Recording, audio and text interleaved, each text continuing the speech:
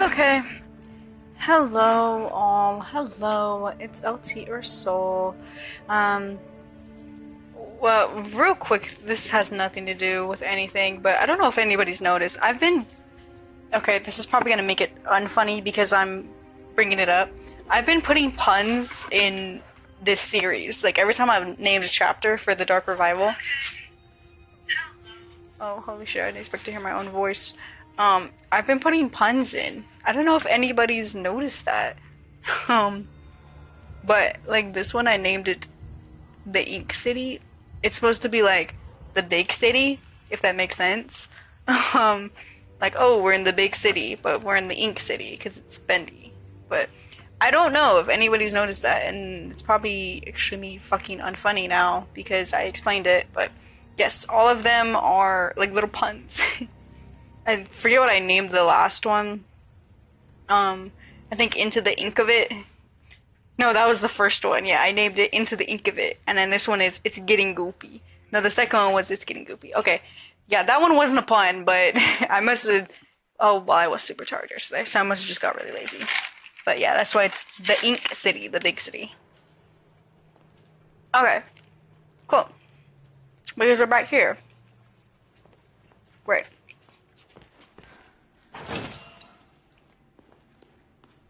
Street exit. Thanks for writing. Come on, Bendy. Come on. Come on, boy. Bendy, stop sitting on your ass. Let's go.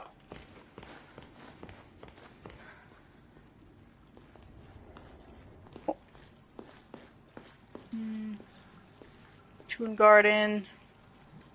Little Heck. So I guess Little Heck is where we're going?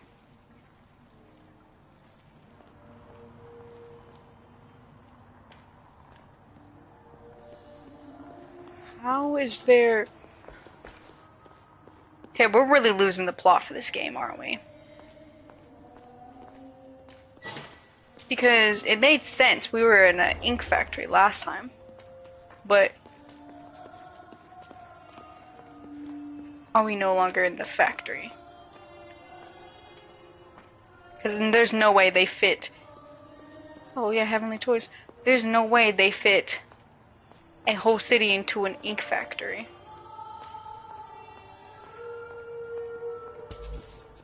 Whose heavenly voice am I hearing?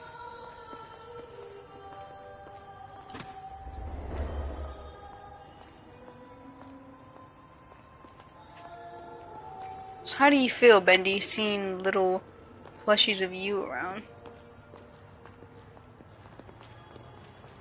Do you live here?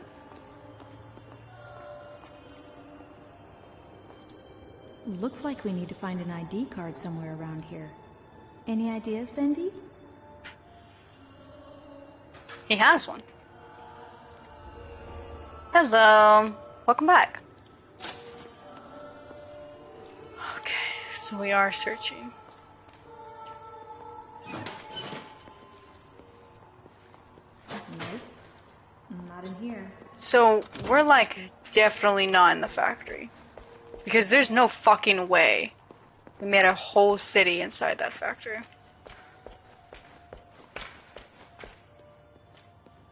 Why can't I search these?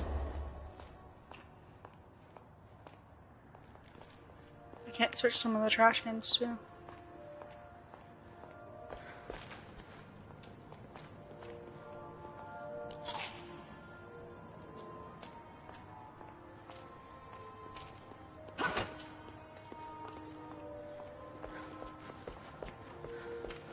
Well, if there's something this game loves to do, it's definitely backtrack.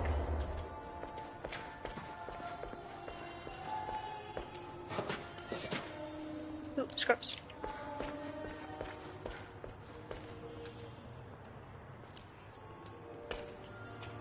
It's a shit ton of trash cans. Oh, thank you, Bendy. Looks like we found Ah, fuck, I didn't read that. Give me one sec.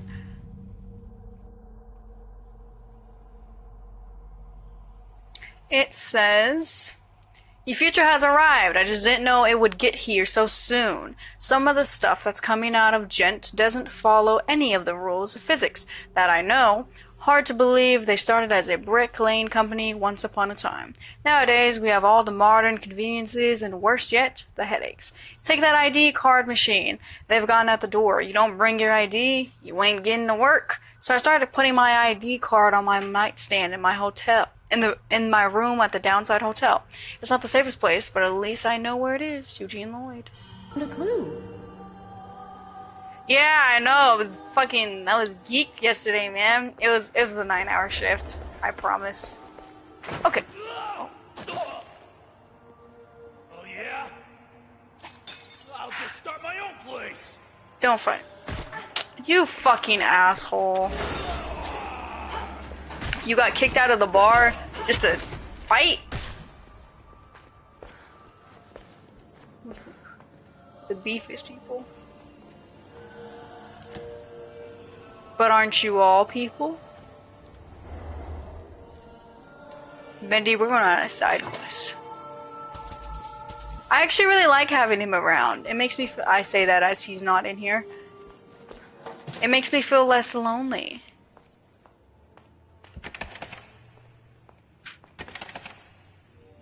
Hey, how's it going? Yeah. Weird Tuesday, am I right?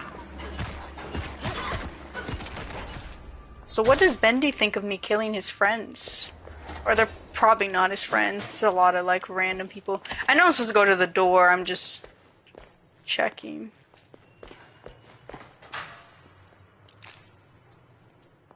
Bendy's big vacation. Like, you're all over the place, Bendy.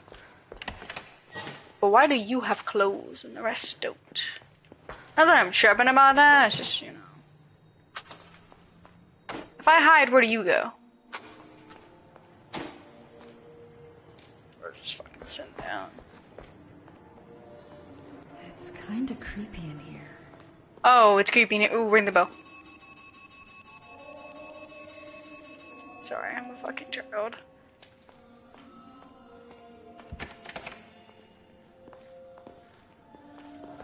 So,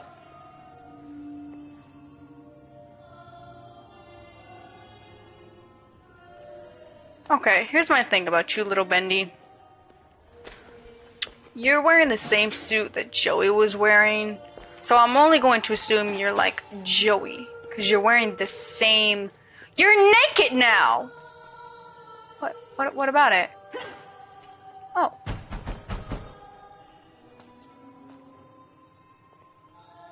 No, you still have clothes. Bendy, I don't think they fuck with this gang. Bendy, I don't think they fuck with this gang. They don't fuck with this gang.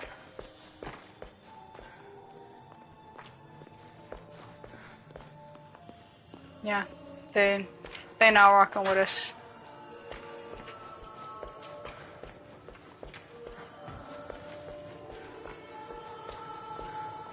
Whoever is singing is going crazy. Is that Alice?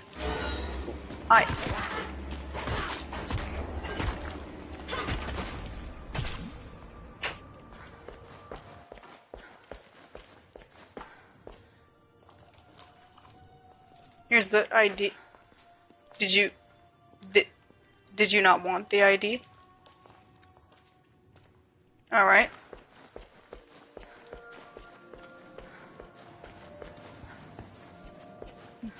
Let's go. I'm just wondering why you're in... Are you skipping? Oh no, you're walking.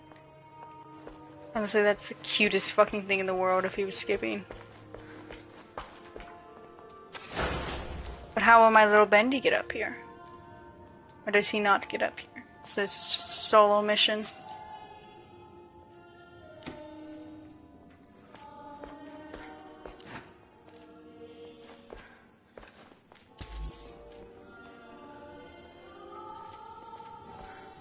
Sometimes I like doors. Oh, wait, I'm dumb. The reason why I got that note is because it was to tell me he leaves his key card in his hotel. That's why, right? Yeah, that's definitely why. I don't know why I'm acting like... Oh, wait, where am I? But how do I get into the doors? I need a key to the doors, don't I? That's only logical. Oh, you're just gonna sit there? Alright, so I'm guessing I need to find a key to the door.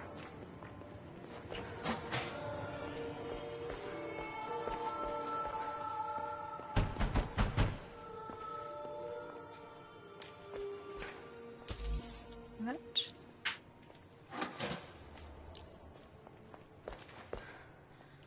Bendy, I know. They're not answering the door, though. Okay. Now... I'm gonna need a little key.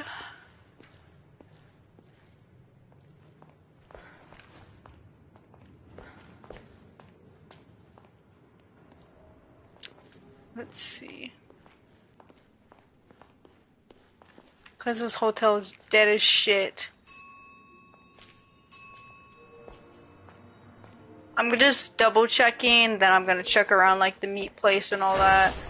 But I'm just double checking to make sure I'm not missing anything. Just double checking. Key. That's a gent key, so it's not gonna help me open the door. I'm still gonna try to like mess with it. Nope. Okay, yeah. So I need a key. Let me go check that meat place again.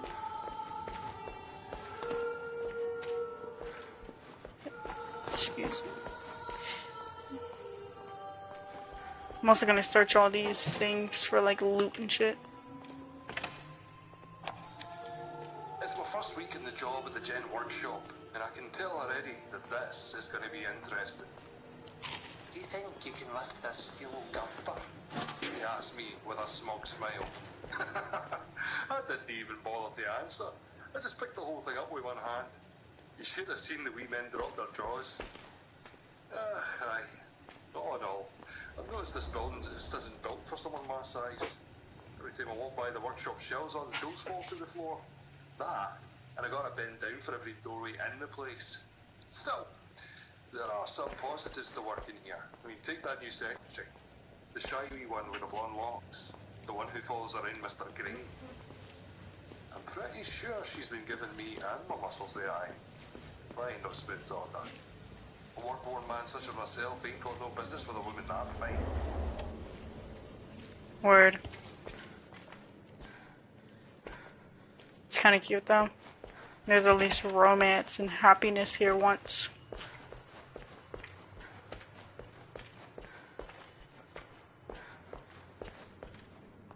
Okay. So, it would be dumb for me to think there's stuff in the meat place. Oh. Oh, hey, I'm just not reading what you're saying. Sorry, I didn't realize you were like telling me to, like you were telling me how to do it. I'm like, oh, okay. Now I just look dumb. Okay. Then I use the gent key for this. The keeper sees everything. Well, geez, you haven't gotten far. Don't do that. Wait. How did you get in here? Oh, I have my ways. So tell me, how goes the journey? Slow, but I'll get through.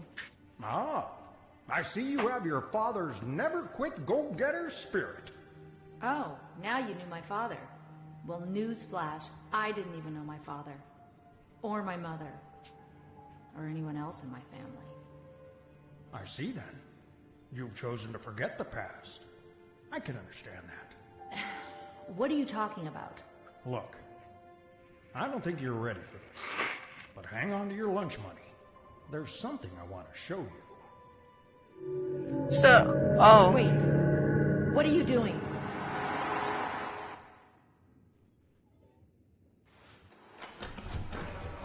Don't send me on another side quest.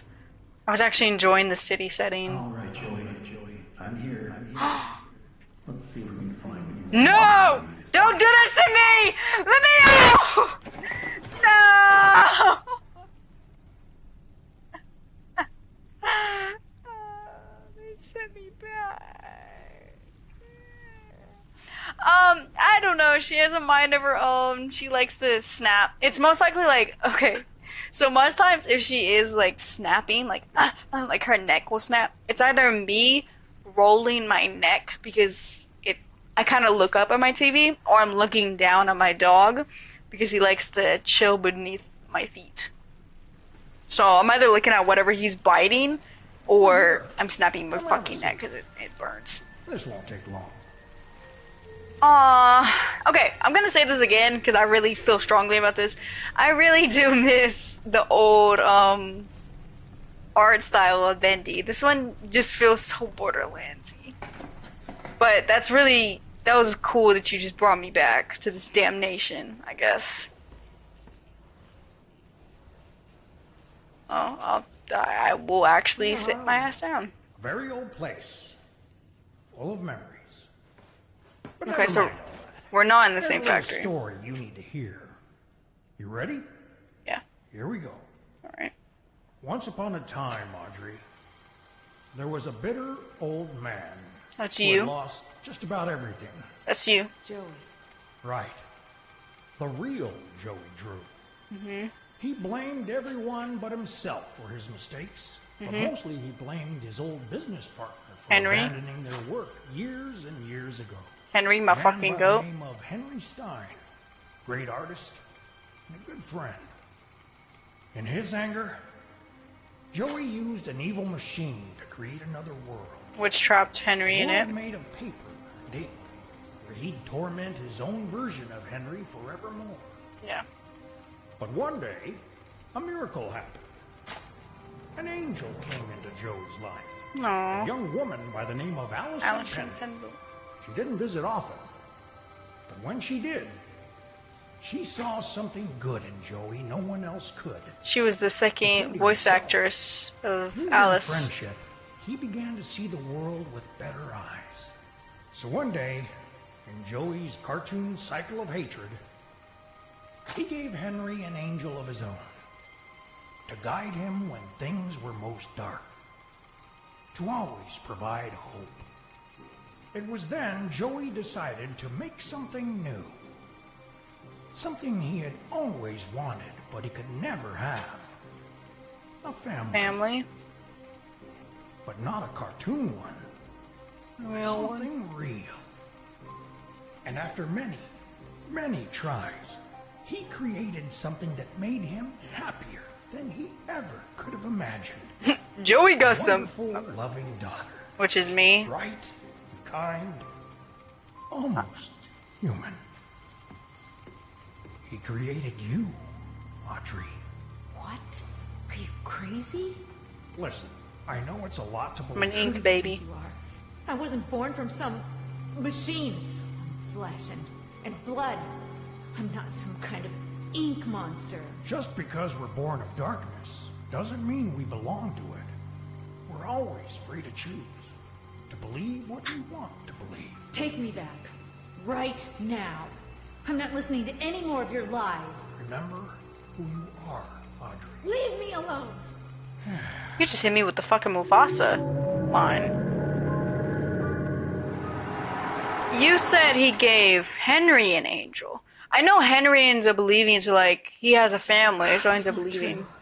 But It can't be. who is Henry with? Does he give Henry Allison? Is that what that was insinuating? That he sends Allison to Henry and they hit it off? She's gonna break her neck again. Give me one sec. What are you biting?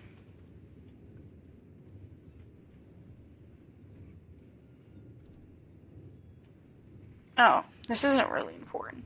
Sorry, yeah, she's gonna just snap her neck. Don't worry about that. You know, we have a little kooky side effects. It's whenever I look down, she does that. She'll look. It's fine. It's a part of the personality. I don't really. Oh, hey, actually, thank God that I opened that. I was gonna just skip it. But, hey, I got the book. Alright, now which room was he in?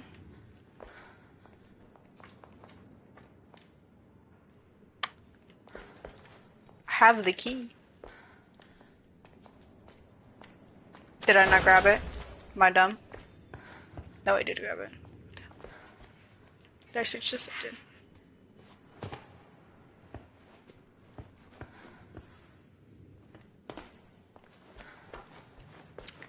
Two. Oh.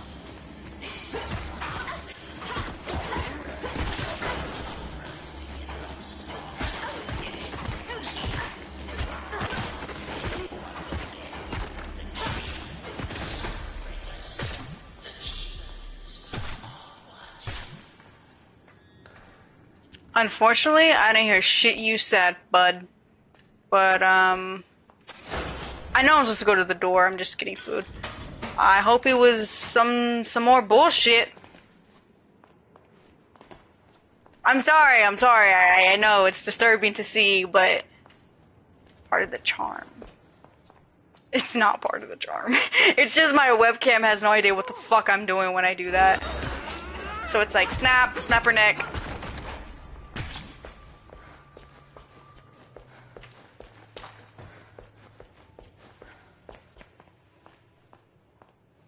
Is it possible for me to re-listen to what he just said, or? I don't think it is. Nah. Welp. That was probably some old bullshit. Where's my Bendy? Where is he? Where did he go? Is he gone now?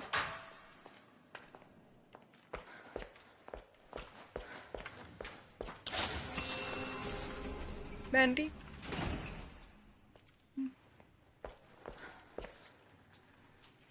I guess he doesn't fuck with me anymore.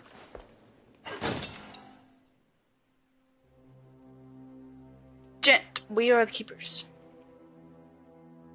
They hung them. Not my jumper. Ooh. Somebody grab, bro.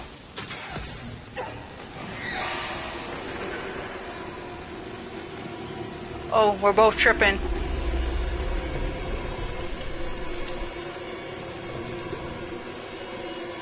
Oh, you piece of shit.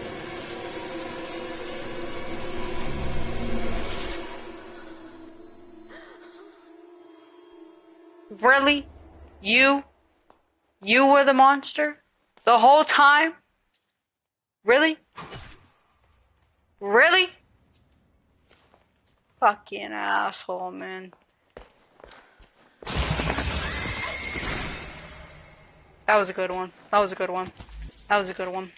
That was actually a great one. I'm not gonna lie. You got me with that one. Not like an audible scream, but so she just didn't want to say anything. Like, yeah, I know like Bendy is Bendy, but I thought maybe it's, Alice is two different people, but it makes sense why she's two different people. I thought maybe it was like a baby Bendy and like an evil Bendy, but I guess no, he's just a piece of shit. I don't like to ask questions. I believe everyone's got their own business. You hear something, you leave it alone. But when you spend as much time in and out of a jug as I have, you learn to keep your mouth shut about things, you know? So when I saw this here ad in the newspaper that reads, Gent Corporation looking for research subjects pays $3.50 a week, I figured it'd be good for me. Easy money, right? With my record, you can't afford to be picky.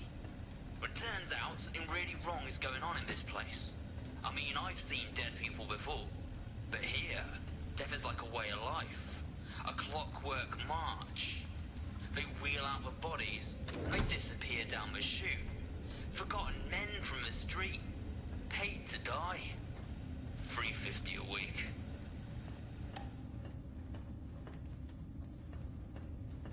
I mean, hey, man. $3.50 was a lot back then. That was weird. When you get near the door, the sound just mutes itself. Okay, so I need a code. Oh, wait. I think he just told me, actually. I think he literally just told me what it is. There's not a 0. I'm a liar. There's not a 0. He did not just tell me. That would have been a cool way to tell me, though. I think I just need to find the code. Alright.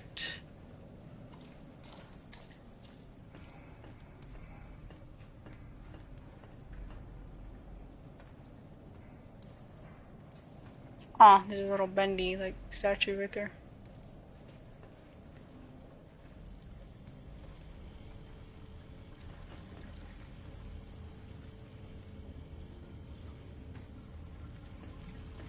Five, 2, 3. Tell no one, but fucking puts it on the board.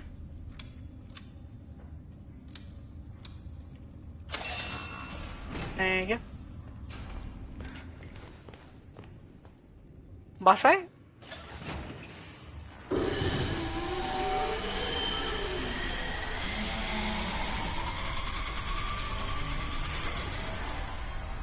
No explanation.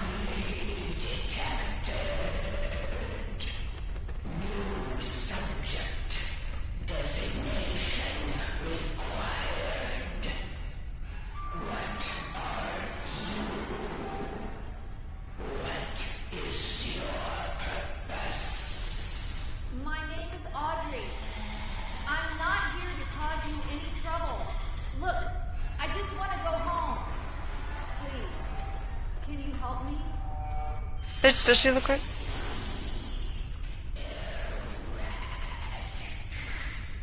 Alright.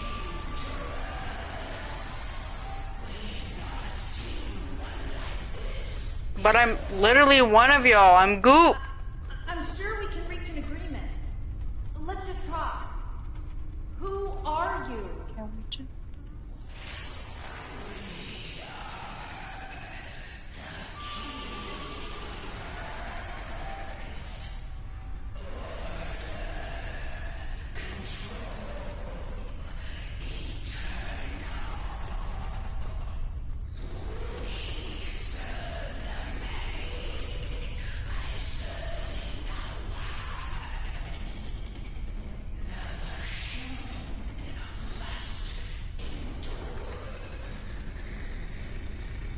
Where did you come from? Who made you?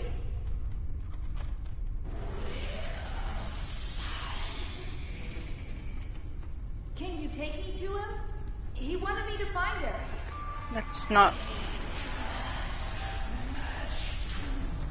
Wait, if he made you, that's literally what he told you to get. He told y'all to find me and take me to him. Please let me see him.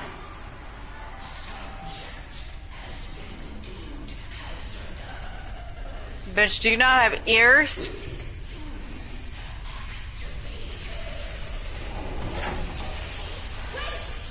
Stop!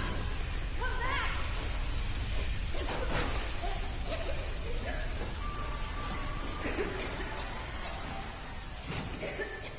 Those would definitely be able to go through the vent.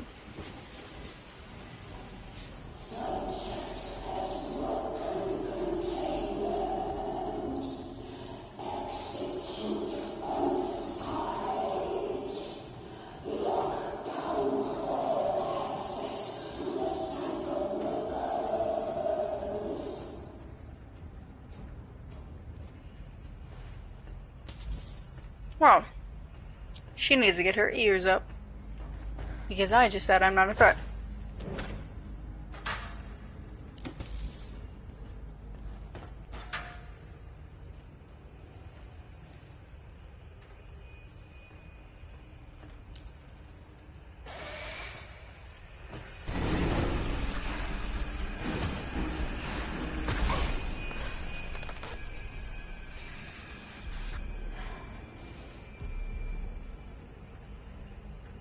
Didn't know she was just walking about.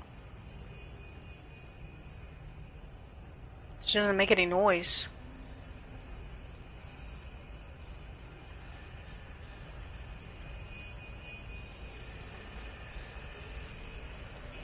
Also, she does a lot of damage because I was at full health.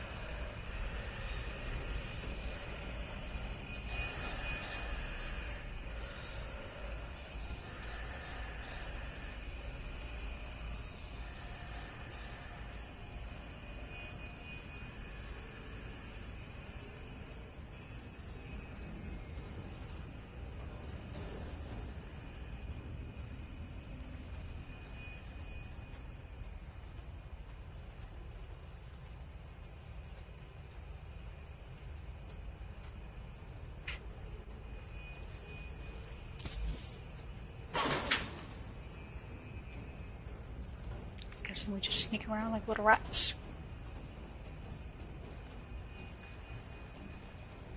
Sneaking around like the rat that I am.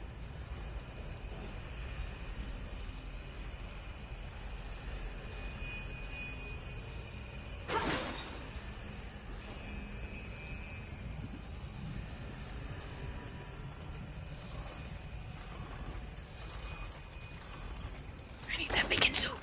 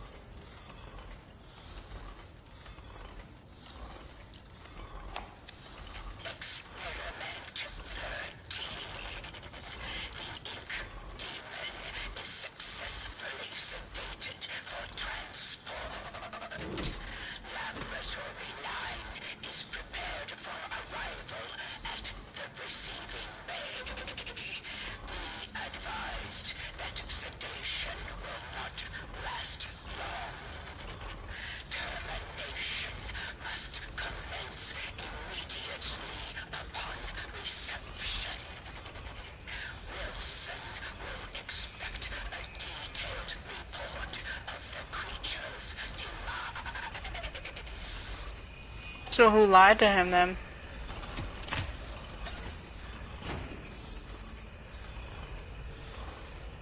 This bro is definitely not dead.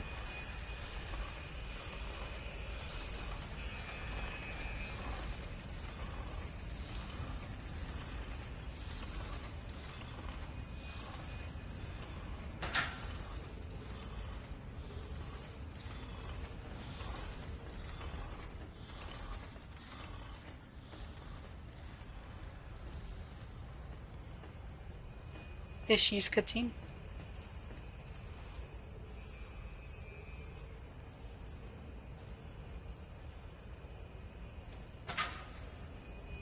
I mean that lever.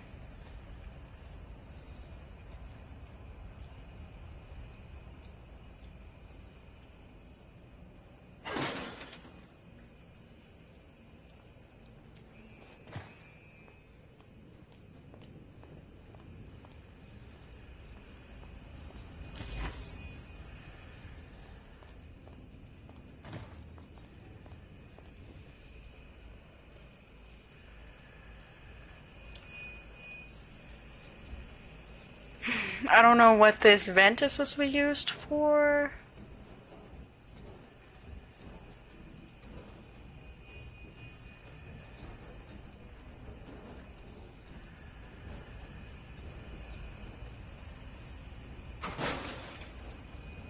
It just sent me backwards. Alright.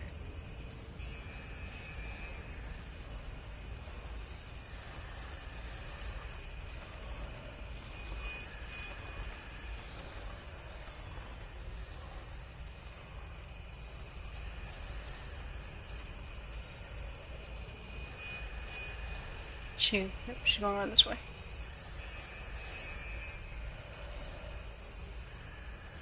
Give me this.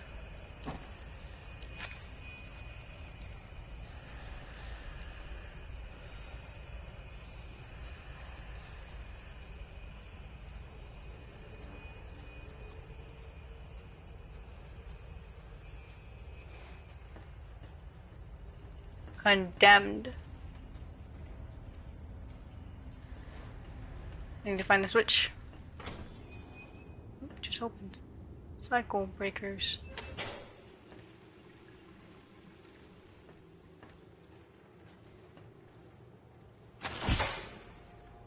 That's where the ghosts live. Just beyond that door. The Keeper's prison.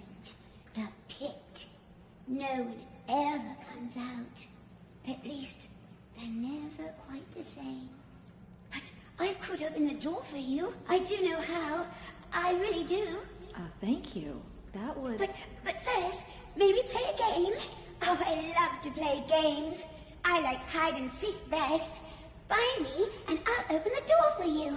I promise. Look away while I hide, and no peeking. Just gonna slime my ship.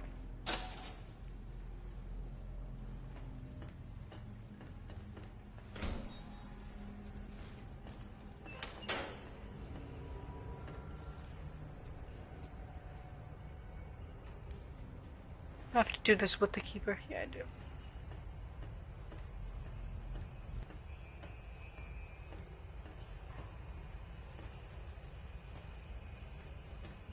There's a ladder up there.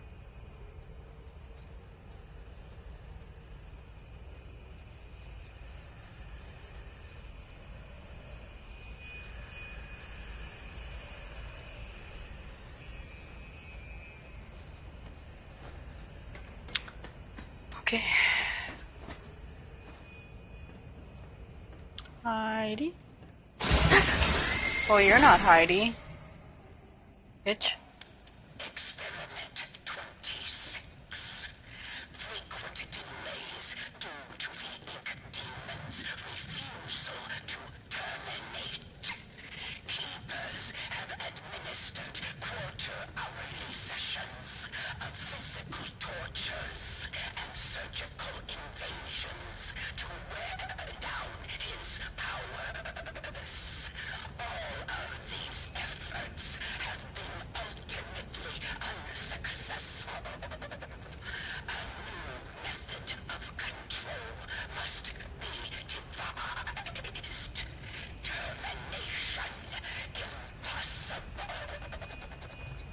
Oh, y'all are fucking terrible at your jobs.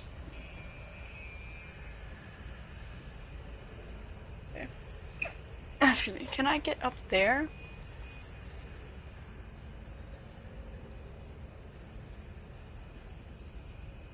No? Don't think so.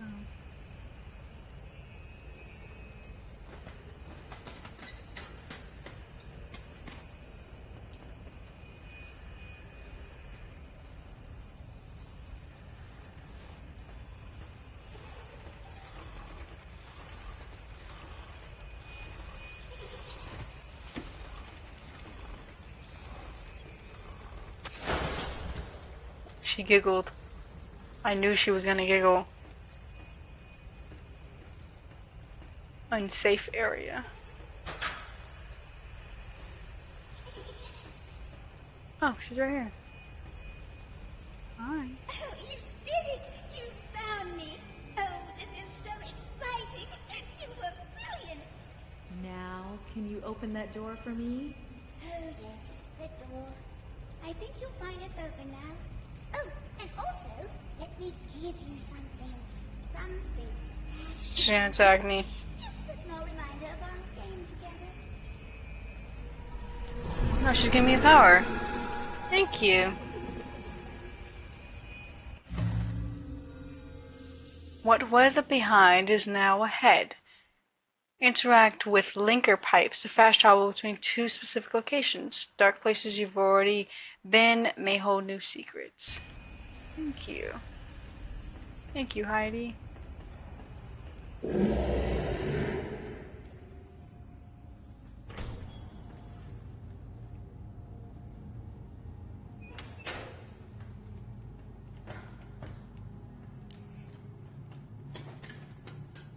I mean, Bendy was just now unconscious right outside. The keepers have taken my friend, locked him away like some animal, just 'cause he's big and strong. But they don't need to fear him. No. If they just make sure to feed him on time, Big Steve won't ever hurt a fly. He loves the food from the Little Devil Lounge. Best if only someone would take the long road back through the sewers, climb up the elevator shaft, and seek out his favorite thumping delicacy, then they would see how harmless he really is. Great.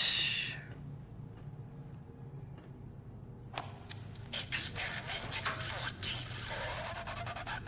We have successfully pressed the ink demon into a form designated as Bendy.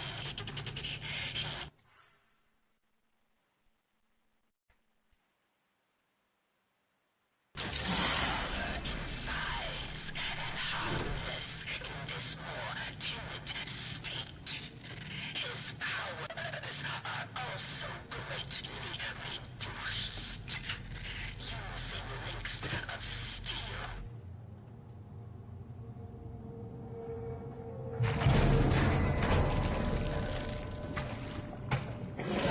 Big Steve.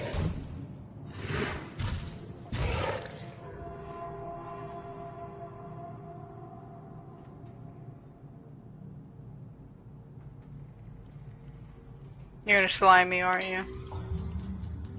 Because I don't have his food.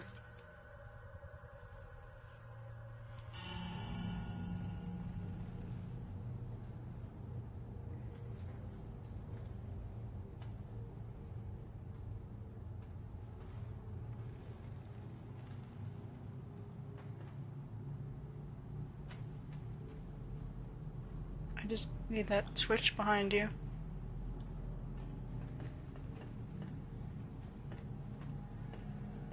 You're not gonna let me get it, are you? Alright. He wants his food. Okay, let's go. I know it's 2026. Like, man, we gotta try new things. And I never got to play The Dark Arrival, so, yeah, fuck it. So, he wants me to go to the lounge to get food. For oh boy. Then she said this is open. Deep 6 level. Oh. Really? Fuck is this, security breach? And a... Thanks. Okay.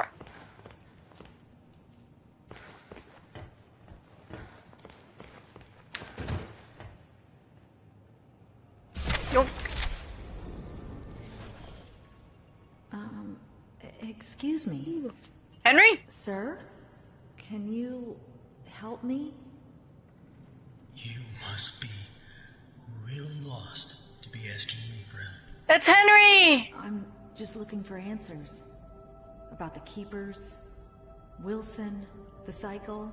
Anything could help. What's your name? Audrey. What's yours? Honestly, I've almost forgotten.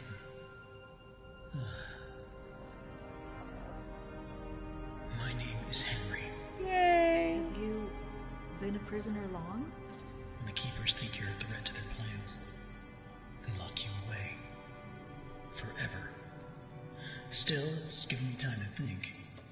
Things like, if you haven't eaten in years, you might not be human. Why would you be a threat to them? I'm what they call a cycle breaker. Once upon a time, I knew how to start the cycle over. And when that happens, everything begins again. Completely new. Yep. Obviously, Wilson and the Keepers don't want that to happen. How did you do it? Reset the cycle? Turns out the Ink Demon himself is the key. This world is his, but even he must obey its rules. For now, at least. If you can get him to look at something very specific, it will reset everything. What is it? The end reel. It's just a reel of film, labeled with the words, "The End." I can see it in my mind every day. They keep it upstairs in the pit. You think they would destroy it? I reset the cycle. We could make things better for everyone here. And what about you? I just want to go home. So did I. Good luck, Audrey. If you need me again, you know where to find me. Why don't I just break you out?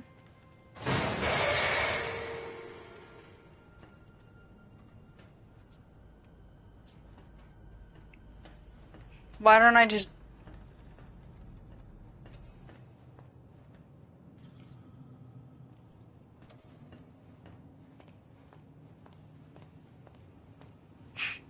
So I think that Big Steve dude was just a side quest. Because until I actually need that switch, I'm not gonna lie, I'm not gonna go all the way back to the lounge just to get him some fucking food. Oh, they took away my axe. They took away Honey's axe. The music player and the seer. That's really sad that Henry ended up getting kidnapped. I think it would have been a lot better if he didn't. Like if we ran into him, like how we ran into Alice and Tom.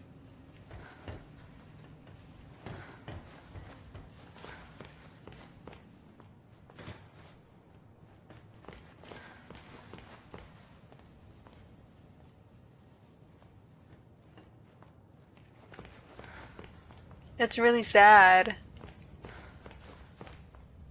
Henry's voice is so satisfying too. And he was so cute. I mean, like, clock it in. Even in this shitty situation.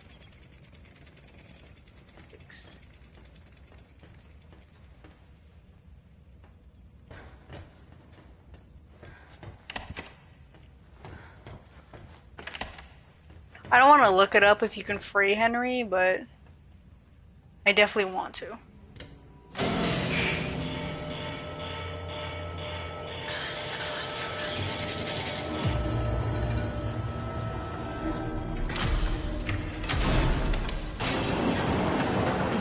Audrey, turn the fuck around.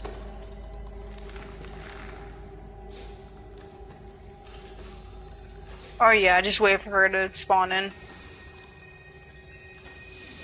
Audrey!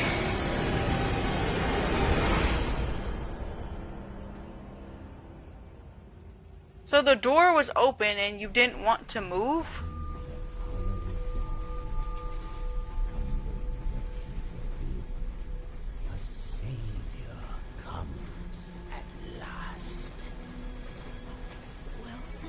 Rest yourself, Audrey. You're still weak. The Keepers can be relentless to strangers. But there's nothing to fear as long as I'm with you. You're safe now. You did this to me. You brought me here. Turned me into this thing. This doesn't make sense. I've never done anything to you. Open your eyes and look around you. None of this makes sense. Drawn walls, nightmarish creatures, an ancient studio that died out almost 30 years ago. It's all fiction, utter nonsense. And yet, in here, it exists. It breathes. It flourishes. Reality, guided by its master's pen. The foundation for Is that the new real? reality. We can bleed into our own. Just think of it. Anything we create in here, we can release out there. But first, this world must be controlled, made safe. These things, these angels and demons, It's gonna crush him. are they really life? Or are they just stains? Old mistakes ready to be cleansed away for newer, greater things. What do you want from me? I need your help to save my father's life. What? This is our start. We'll talk more once we're safely inside. Are you Henry's? Chapter 5, The Dark Revival. I'm guessing this is the last chapter, ladies and gentlemen. Are you Henry's kid? Because I know Henrietta. You grew up chopped, if that is the case. No way you're trying to have me, like, save Henry's life when you just fucking... Stay close. This place isn't as safe as it once was.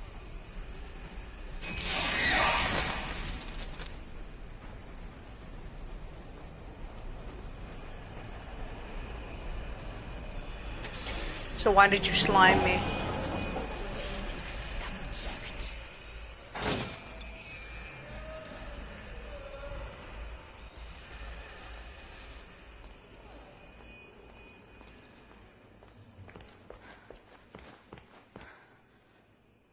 Aw.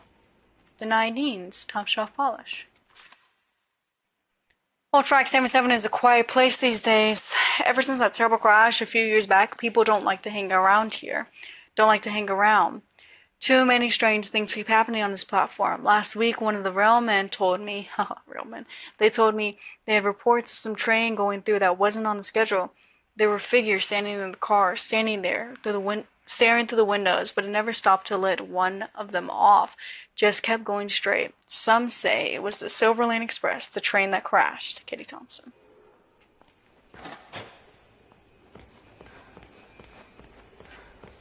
I don't know if I've collected all the books. Maybe I'll find out.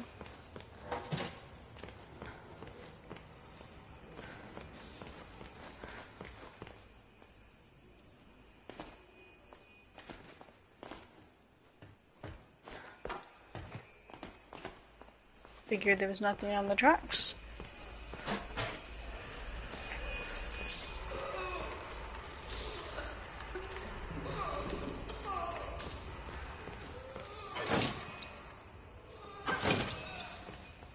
Why are they torturing him?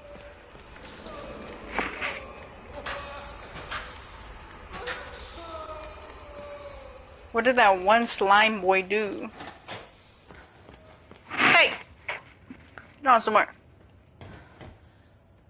The demon's evil continues to spread. This woman has begun to shudder.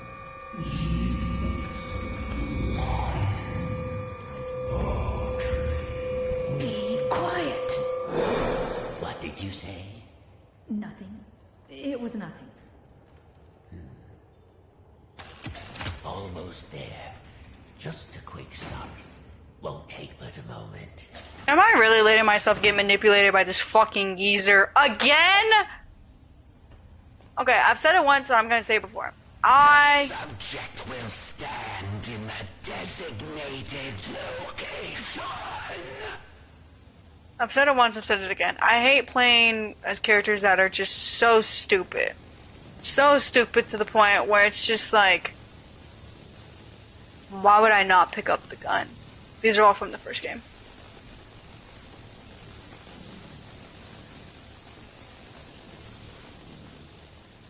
Why would I, like, am I really, he literally dragged us in here, and you're over here, like, gonna like, bro, oh my god, whatever, just do the thing. Lethal object detected. The subject will submit all weapons for further screening. Disarm now. Ugh. Great, now I don't have a weapon. Remain still for examination. So who else has went through this then? The subject is cleared for entry.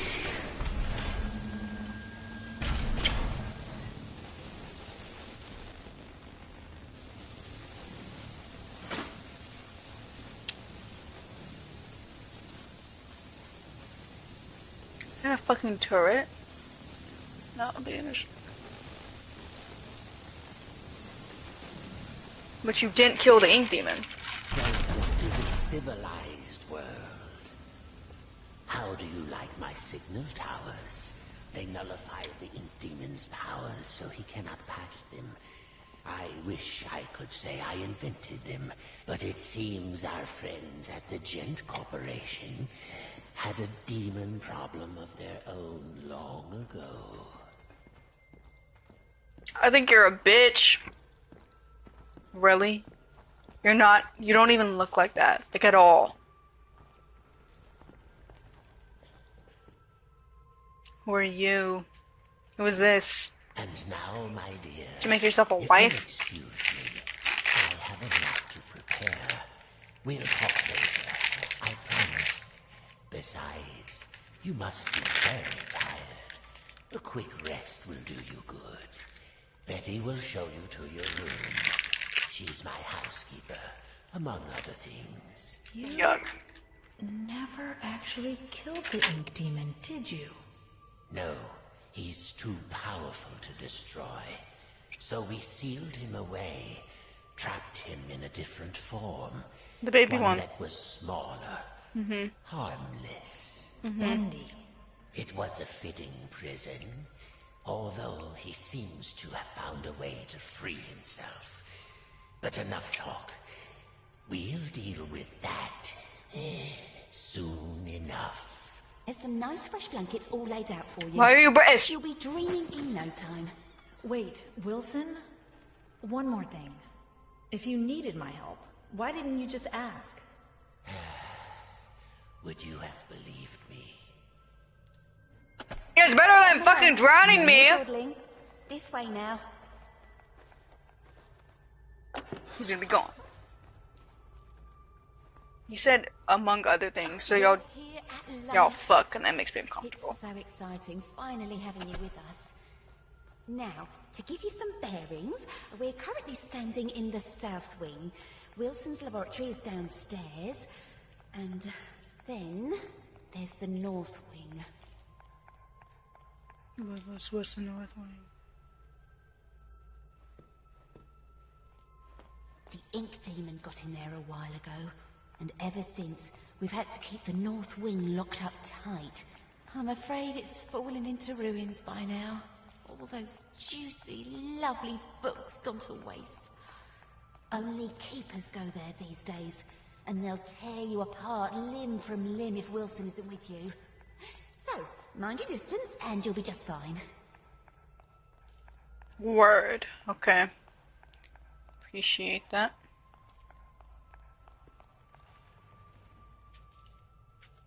It's not very often I have guests to look after, especially one I can actually talk to. Almost everyone here either can't speak or they're completely mad. So why are you down here? And you're very educated, so you're not from here? You're from up All right, there? here we are. Best room in the house. Oh, holy shit. You should see where I sleep. Ugh. But this room, oh, just perfect. I saw to every detail. Bed is clean. The bathroom is on the left. Sorry about the stains. I did try my best to get them out.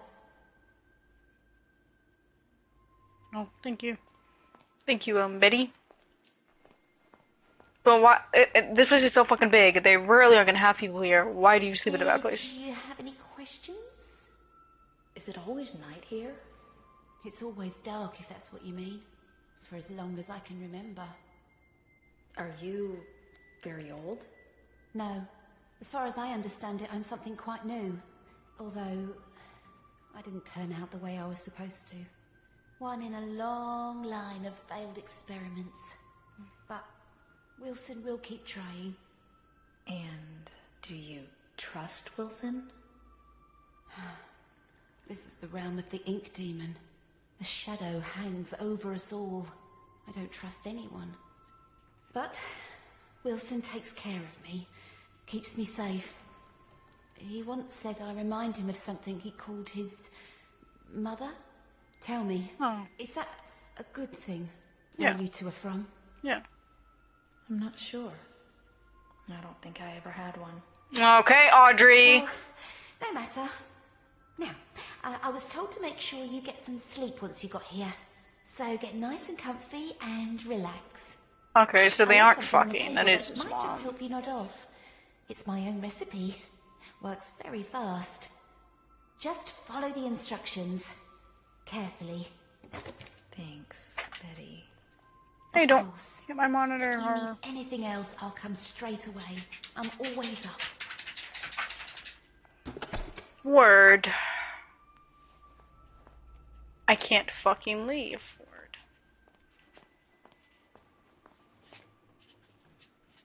Gilson. What's Fine. a Gilson? For sleeping. You're actually going to, like, make yourself go to sleep?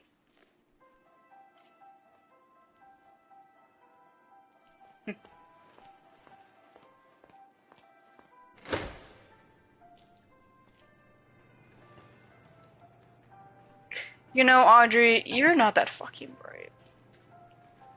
And because of that, I don't like you.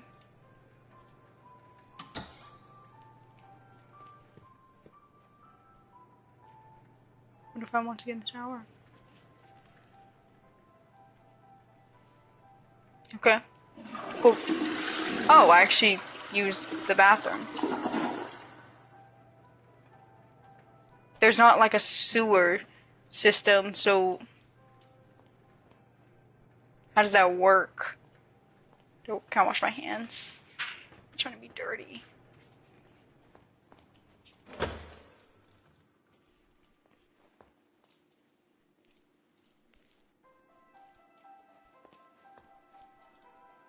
I'm not trying to sit everywhere. I'm trying to find the fucking bottle of Gilson.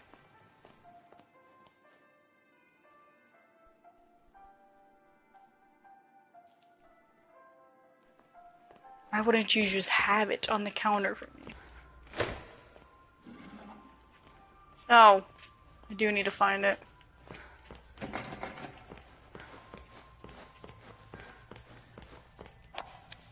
machine speaks to me, revealing its many possibilities.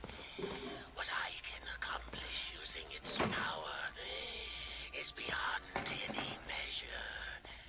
Life and death can become a thing of the past.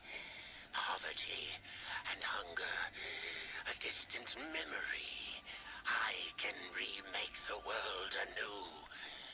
But does the world deserve such a gift? For now, I have bigger matters at hand. A man in a black coat came asking at the front desk about the machine. Said he was from the Gent Corporation. Fortunately, the receptionist knew nothing, and he left quietly. Later, I found his name on the sign-in form. Mr. Alan Gray. This is by Alan Gray. Now just imagine a long wire stretching between 2 points in known time. We'll call the length of time the euphoric base. From here, we can dispel all new societal normalcies and all typical understood junctions of the world we know as the present. Once the euphoric base is achieved, it creates a shared understanding that there must be space around the wire. That is not the wire itself, a space. This space, the Cromley vacuum, could be in itself a host too many wires running in as many directions as we perceive. Using a vessel of flow, a flux break, we can escape from our wire to another wire.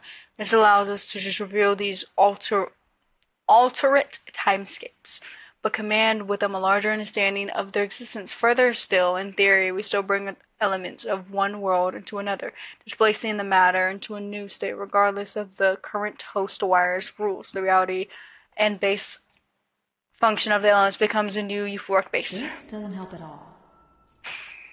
That's a bunch of yappering.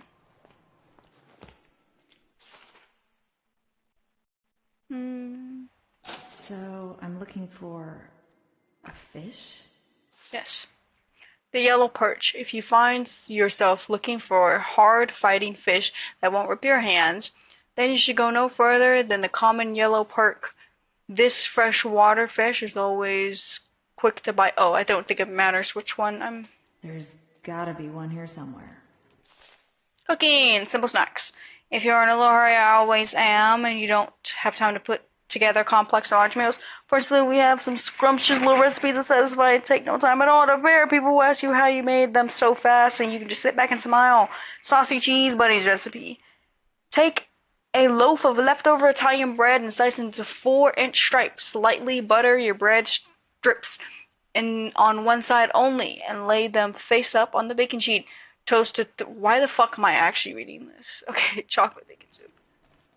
You didn't get anything from the cooking book? Okay. Also, I guess I'm gonna go read the Maidens one on my bed. I thought I was gonna read that to go to sleep.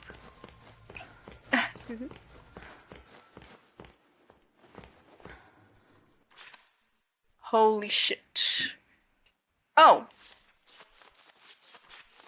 Oh. Oh, this is like an actual story.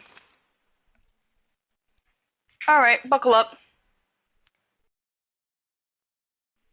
Oh, it's not by Wilson. Chapter 1, The Dangerous Forest. Once upon a time in a faraway land there lived a mug of cheese.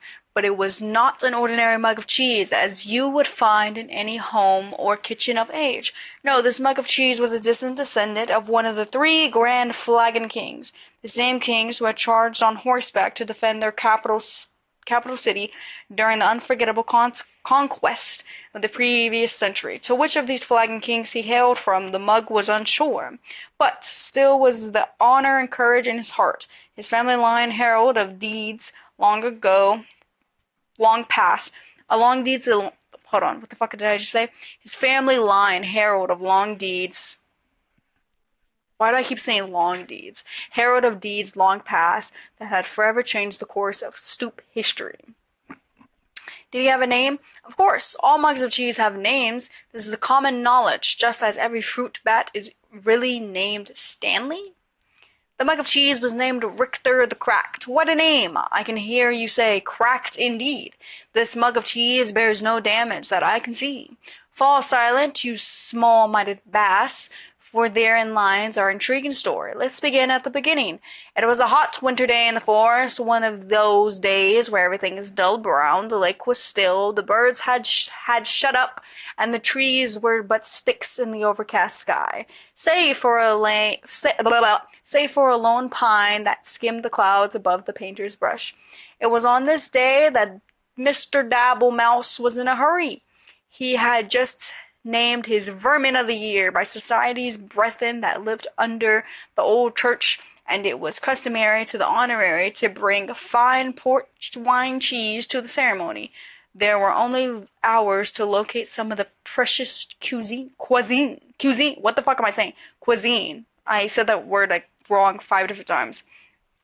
Fortunately, Mr. Darblemouse knew exactly where to find it, the dark cellar below the governor's castle. But unfortunately, as he approached the loose plank of wood in the old wall, he failed to realize that the heavy rains that had come during the night had passed moisture in the plank, making it far heavier than usual. Thus, when he pushed the plank with all his might, it lifted just enough to push his body only halfway through, but his strength just couldn't contend with the weight of the plank. As his arms failed, the plank snapped back down, crushing him flat. After all, this story is not about Mr. Dobblemouse, or had you forgotten the mug of cheese already? I can see how you might connect the two with Mr. Dobblemouse was, after all, looking for cheese, and we were talking about a mug of cheese just before. Sadly, I must inform you that there is no relation between Richter the Cracked and the rodent who is now nothing more but smooshed guts inside the wall. R.I.P. to the rat. Except that there is, for it was the death of Mr. Darblemouse that started all the trouble. You see, when things die, they tend to smell, and that's just what Mr. Darblemouse did. But that's not all. His body, pinned between the outside and inside of the wood wall, had made a perfect passage for the hot winter wind. The wind, therefore, carried the stench of his decaying mouse carcass deeper into the governor's home. Like a snaking wisp of terror, the smell settled into a small tavern near the country yard of the castle. Here soldiers would spend many long hours when there was no bloodlust to soothe with battle. Strong ales and red meats filled the menu from back to the front at this rustic, medieval, greasy spoon. Mostly the customers came to look upon the barmaiden Maxine, who was actually named Rita. Rita was by far the best-looking creature in all the governor's county. There was a beautiful deer woman just over the hill, but no one knew that. By day, Rita scrubbed her tavern so clean that you could eat off of it, which was fortunate, as it was a place you indeed would be eating. Since it was a tavern, by night she served her customers with charm, grace, but mostly with drinks.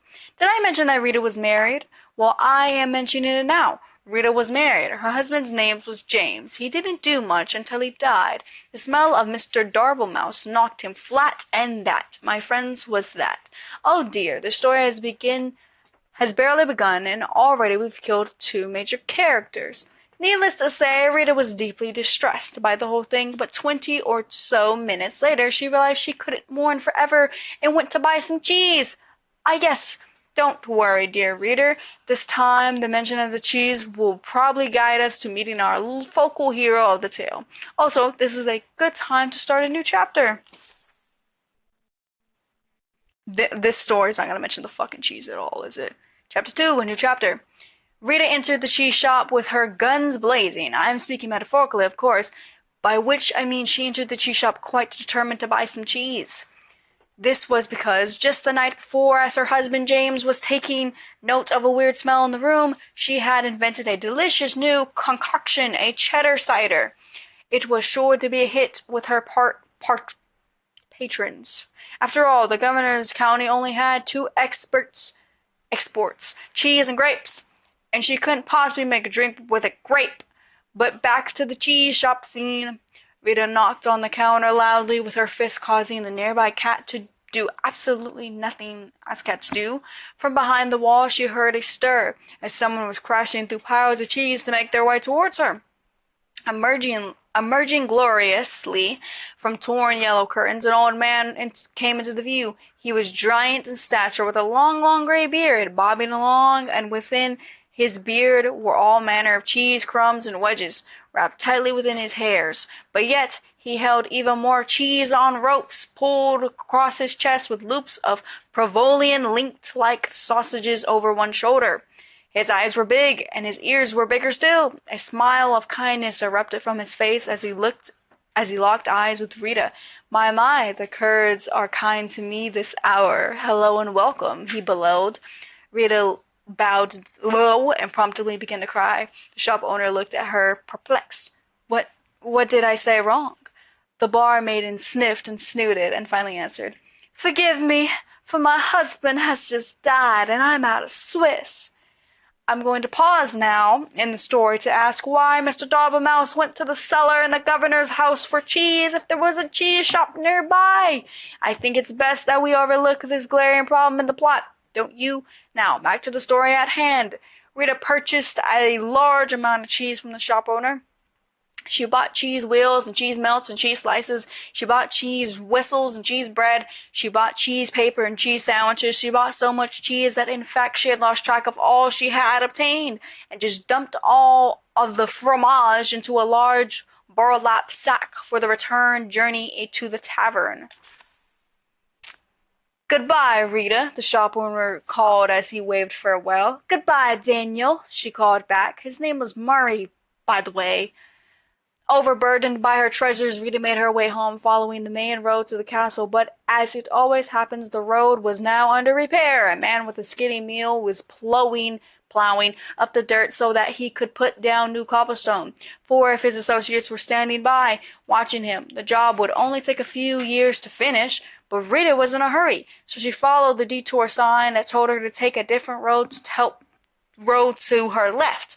Unfortunately, no one read in the governor's county, so she went right. The mishap took her deep into the forest, where absolutely nothing of interest happened. Except something of interest did happen.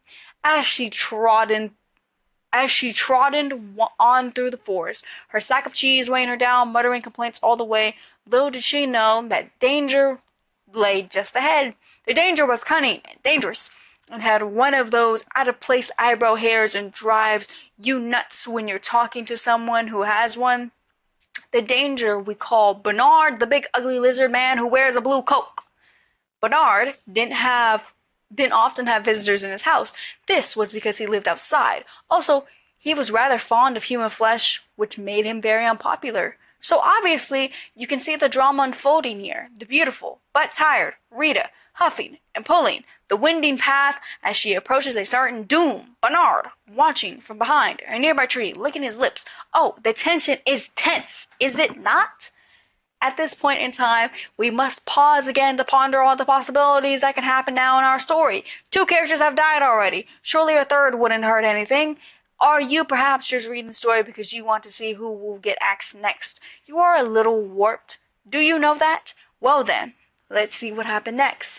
Bernard stepped from behind his hiding place, his eyebrow hair gleaming in the fading sun.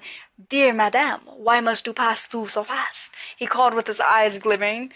"I must get home, Bernard, because, for one, it's getting late, and I have customers to serve, and second, because you ate people," Rita replied. "Poppycock, balderdash, codswallop, I won't hear these lies, against my character. He detested, for I, Bernard, the big ugly lizard for man who wears a blue cloak, have completely reformed myself." Rita squinted suspiciously at him. "You have." Bernard put a hand to his heart. "I have. I no longer prowl or pounce. I won't attack or bounce. I will not kill or maim or tear. I won't crush or even bite you anywhere. I promise I won't devour any more." "My gosh, you've become a bore. If you aren't going to be the danger in the story, then I've come all this way with 100 pounds of cheese for nothing," Rita grumbled. She boosted her sack further upon her shoulders and turned with an angry grunt, but Bernard waved after in a panic. "Wait! It's all in a ruse! I intended to eat you, dear woman! I swear it!" he cried. "It's all a trick, you see, a new angle. It worked on some guy yesterday. Oh, please stay." Rita sighed, her strength just about gone from the long adventure she had taken since she left home that morning. She turned back to face Bernard. "All right," she said, "but your part in the story better lead to an unexpected turn of events." "Oh, it will." Bernard clapped and waggled his clawed finger and motioned her to draw near. "Just wait until the next chapter." Alright, this book is full of bullshit. All looked quite dire. Holy shit. All looked quite dire for Rita. Bernard had her within his grasp. Surely it would just be mere moments before his jaws collapsed upon her head. Oh, what a horrible end for Rita. Needless to say, I am worried for her. But, as luck would have it, miles and miles, 20 years earlier, something amazing happened. 2 mugs of cheese, a Gouda, and a mozzarella welcomed their first son into the world. I don't think I need to tell you his name. It was Dave. No one liked Dave. After that, the second one came forth, Richter the Cracked, just called Richter at the time. Richter spent his early life stealing cowbells and putting them on skunks. This way, people always knew the danger was nearby, and needless to say, Richter was one smart of a mug of cheese. But all could not remain perfect forever, and suddenly the great skunk famine began. Richter found his world in awry, and he sought a new purpose. Fortunately, there was an opening in the governor's county for an adventurer at the time, and since he was a descendant of 3 grand flagon kings, he was boosted up the head of the line, because, as we are all quite aware, even in olden times, it's not what you know, it's not who you know. Thus, the adventures of Richter begin. He braved deep dungeons, he slayed great beasts, he climbed the highest mountain peaks, he sailed around the world despite the fact that he didn't own a boat. Richter was truly the stuff of legends, but did I mention the curse? Yes, fair readers, there is a curse, a fiendish and terrible curse. One morning, while Richter was in the governor's county, he came upon a witch named Witch. The witch had just pulled a pound cake from her oven, where she then proceeded to start ingesting it right there on the front walk of her home. At once, Richter knew this creature was pure evil, eating cake this early in the morning and without ice cream. This was truly a fiend that needed to be vanquished. Richter jumped her fence and pulled his sword. "Would you like some pound..." Oh, wait, I want to give her a voice. "Would you like some pound cake?" the witch offered. It looked quite delicious. Richter would not let himself be seduced into early morning cake, so he approached closer with his weapon at her throat. The witch began to sweat with a mouthful of crumbs. "I also make a mean scone if you want to wait." Haru, you're ruining my story. Please. Now, no gentleman or gentle mug could refuse a good scone, so Richter withdrew his sword and patiently waited for the witch to create these new buttery pastries. But what he didn't know was that the witch accidentally had bumped her table and added within the mixture a vile and cursed liquid. See? I told you there was a curse. You were fair warned. The moment Richter ate of the scones, he fell into a deep sleep. The witch, baffled, finished her cake and proceeded to get a civil service job in a nearby town. As the years rolled by, all that remained of the witch's house was carried off by elves and her garden become overgrown. They left only Richter, asleep in the forest with no end to his dreaming in sight. But the story, thankfully, does not end here. Far as luck would have it, a giant man covered in cheese, with big eyes and big ears, wandered past the sleeping mug. In case you've forgotten, this was the cheese shop owner, Murray, sometimes called Bill. Unable to resist cheese of any kind, even in a mug of the stuff, Murray took Richter to his shop and set him on the shelf. Here, Richter sat for many years until a very fateful day. You see, in Rita's haste to gather up all the cheese she had purchased, she had swept a few things that did not belong to her in that sack as well. These items included a cat on the counter, a personalized pen, Murray's cash box. I think she'll be hearing about this one eventually. And last but not least, Richter himself, still sleeping, still deeply asleep. So now that our two stories have come together, let's discover what happened next to Rita and Richter in the climax chapter. Chapter 4, the climax chapter. It was the same hot winter day in the forest, and Mr. Dartlemouse was finally starting to get concerned. He's dead. What do you mean? Just down the road, Rita was being drawn toward and almost certainly bloody and horrific end to her life. Bernard was just moments from taking her within his lizard jaws and mere hours from trimming his eyebrows. Rita stood her ground. She was no damsel in distress, but simply a person who was pretty darn tired by this point. She pulled a burlap sack of cheese from her body and swung it it hard with every last bit of strength she had left in her. An ear-shattering crack broke through the silent trees as the bag made contact with Bernard's shocked face. His teeth flew in all directions, falling like pebbles to the ground. His eyeballs dislodged and rolled into a nearby stream. His jawbone turned completely around and planted itself on the back of its head. Holy shit, she slimed, bro. Bernard ran screaming into the woods, never to be seen again this week. His cries faded, and the forest once again fell soft and quiet. A cow walked by. Rita, still standing with her sack outstretched in her arms, stood wide-eyed at what had just happened. Surely no cheese in her bag was hard enough for that kind of impact. As she placed her burlap sack upon the dirt and peeled it open, she was amazed to find Richter, the mug of cheese, inside, looking quite dazed. He had awakened, and the curse was finally lifted. Somewhere behind a desk, the witch looked up and nodded with a smile. "Aw, but, oh dear, reader, look what was now upon his mug body, a giant and elegant crack. The very mark of a warrior. His hero's journey was finally complete. Richter, the Cracked, had emerged. Yes, it is true, Richter really didn't do anything important in the attack of Bernard. Just by Richter being where he was the perfect time. He had saved Rita. The fates were with them. Richter and Rita talked and laughed and ate cheese until the sun went down. Finally, they packed up their picnic and headed back to the tavern, where they met with cheers and excitement. This is mostly because the guys had found out Rita was now single.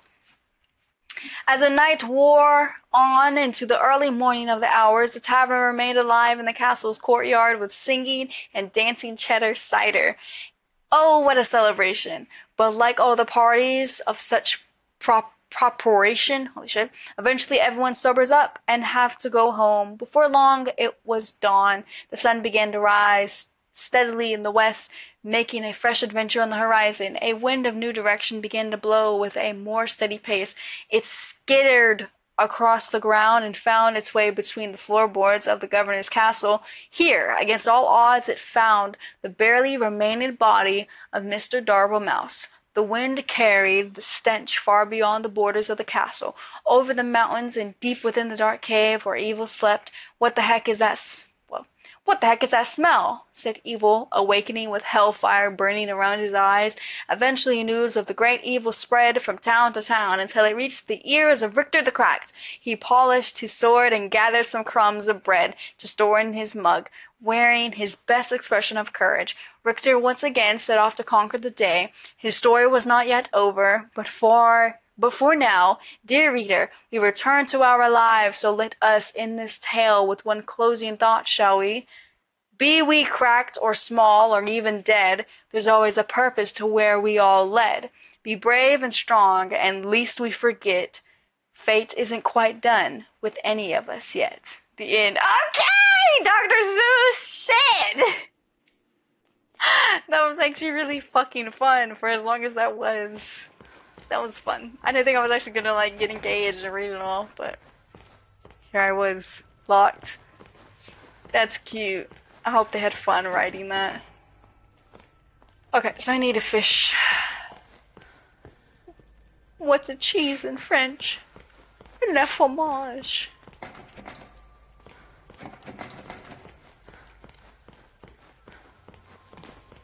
Okay. Alright, this room's open. Oh, I need a fish. That's a fish. Gimme! He's too fast. Bro, he's in a tank. What the fuck do you mean? This is literally the easiest way to grab a fish. Maybe if it was closer.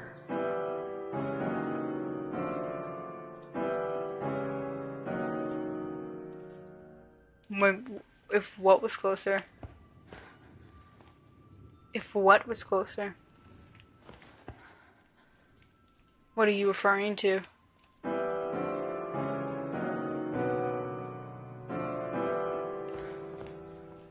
Okay, so since she wants to be whining about the fish, shit, should go get something else.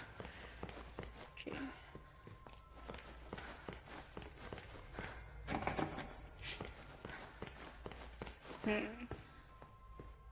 Laboratory? I'm guessing he's not gonna allow me to go in the laboratory. Yep. Fucking called it. What was she talking about? For what was closer? Okay. So the library told me I need a book, so I need to go in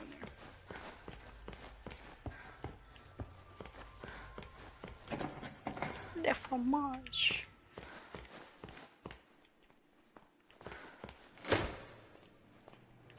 I don't think I need anything in here.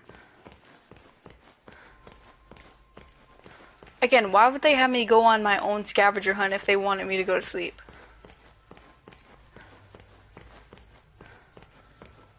Kinda makes no sense. Yeah, this is the laboratory.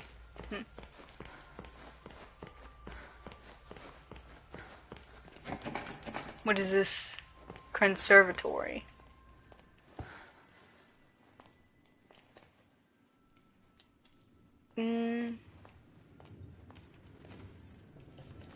Really? You really can't grab that fucking fish?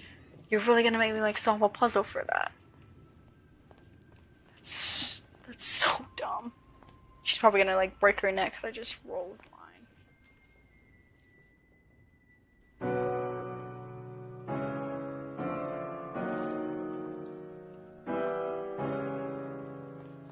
Is there a puzzle with the piano?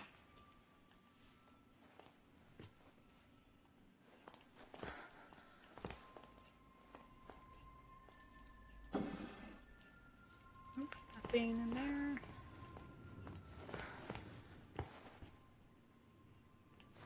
Okay.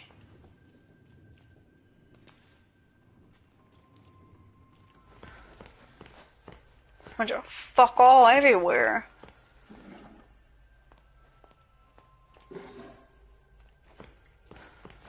You won't let me out.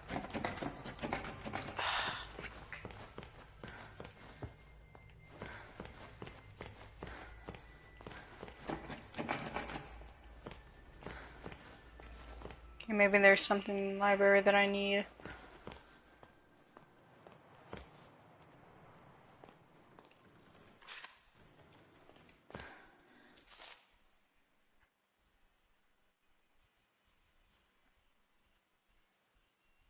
Worms, minnows, or larvae.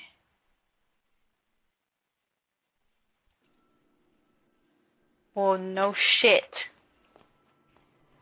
I didn't even need a fucking book to know that.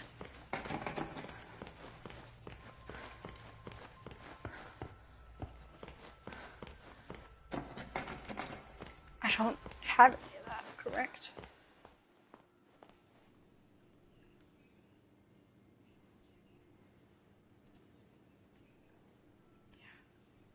And fucking Gilson is written huge, so why would they not prepare the fish for me? I don't think there's anything in my room that's needed for the sleep to work.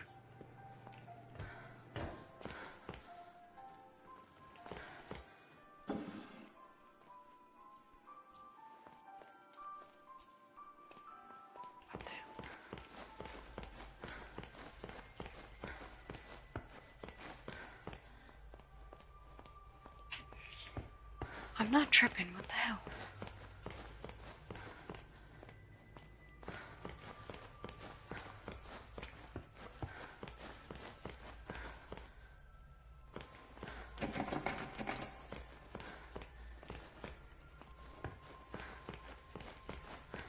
Can I pull the chair off the door? Pull the chair off the door. How about that? I guess she doesn't want to be disrespectful.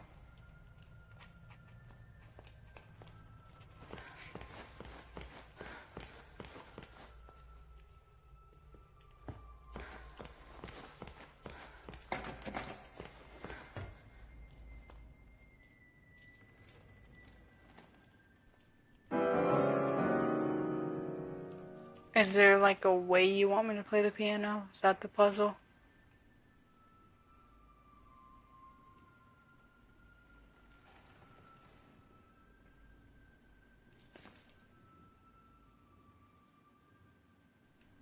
Okay. I am confused. Why can't she get the fish?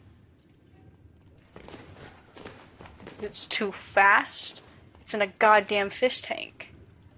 Does she want me to get like a bowl or something?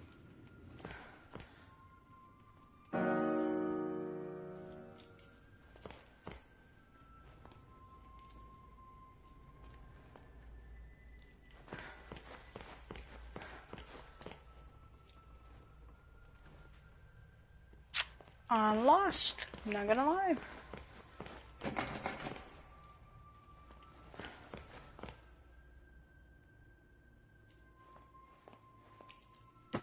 I knew there was gonna be an illusion in here. Get up, get up. Read that.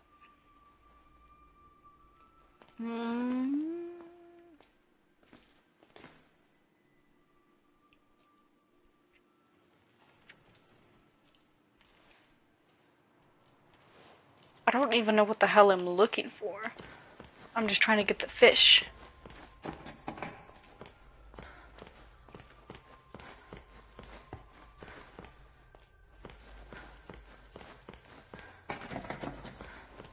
I don't know why I keep expecting these doors to be open.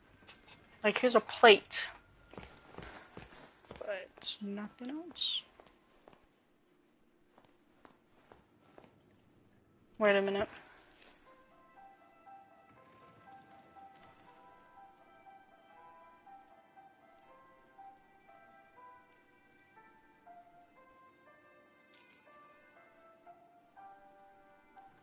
There's no way it wants me to play that on the piano.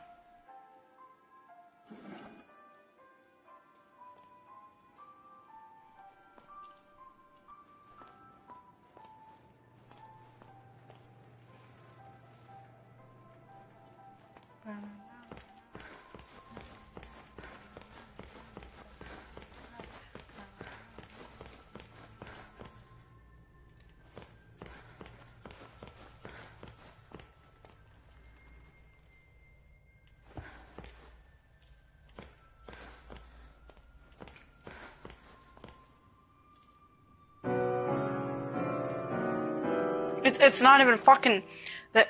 It's not even tuned the same.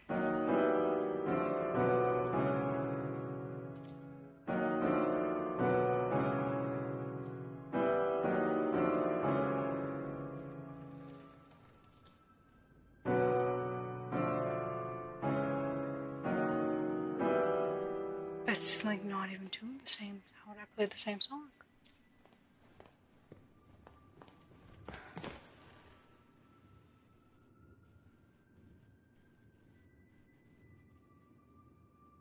What am I trying to do?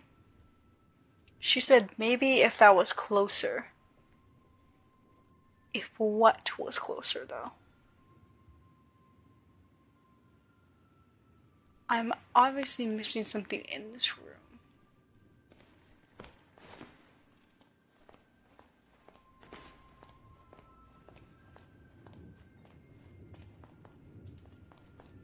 How the fuck do I get the fish?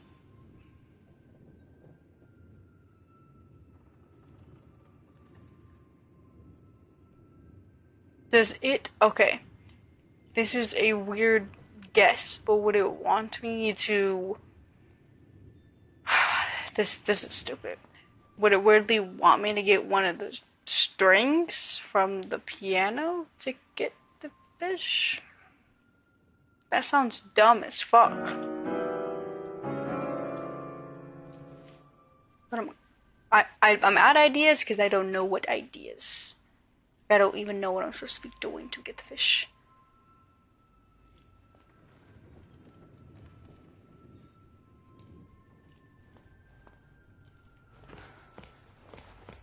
What's it say in the book? Maybe my answer is just in the book.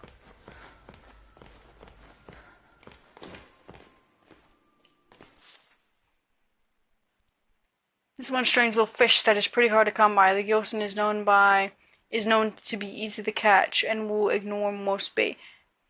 Okay, to make matters worse, the gilson can move very fast, making it a rare sight. In the end, I was able to snatch up this little guy with a very clever solution. Apparently, the gilson is sensitive to sound vibrations and will go into shock upon hearing the sweet music. So crank up the tunes, and this fish will be easy to grab. Crush up the gilson to powder. Okay. So I'm gonna play my music, and then I'm gonna fucking bash on that piano, and then try to grab him.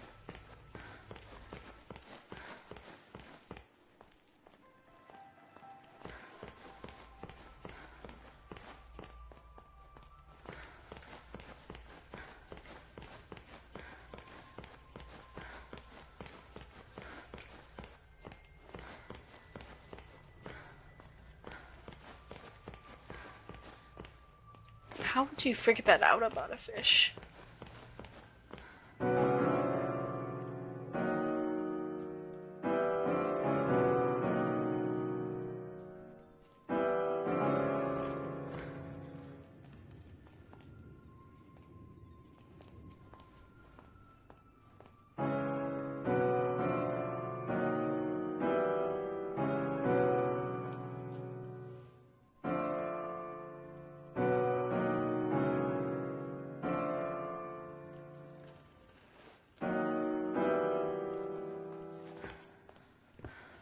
Oh, she wants me to move the piano closer.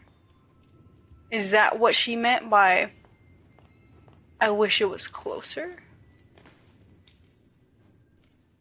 How the hell do you expect me to do that? I don't know, LT, maybe find the fucking move option?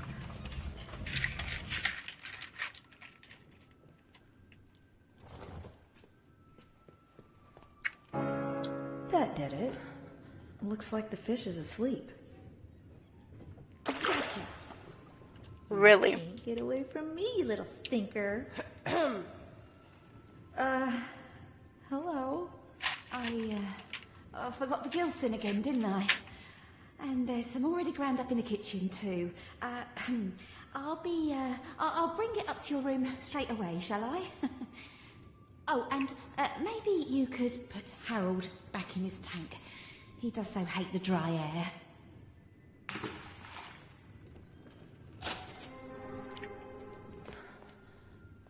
I'm gonna say that is like a little fuck to do.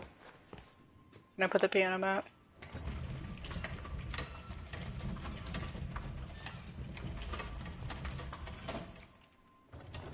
Cool.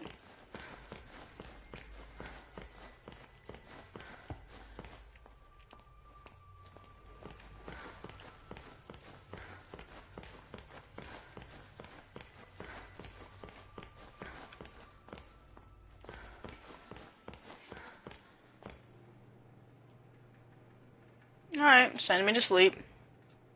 Because this is apparently what I should be doing. Now, just 3 sips of water.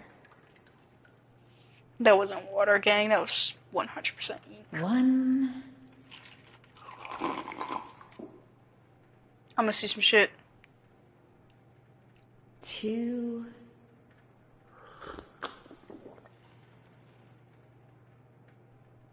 3. I'm cooked.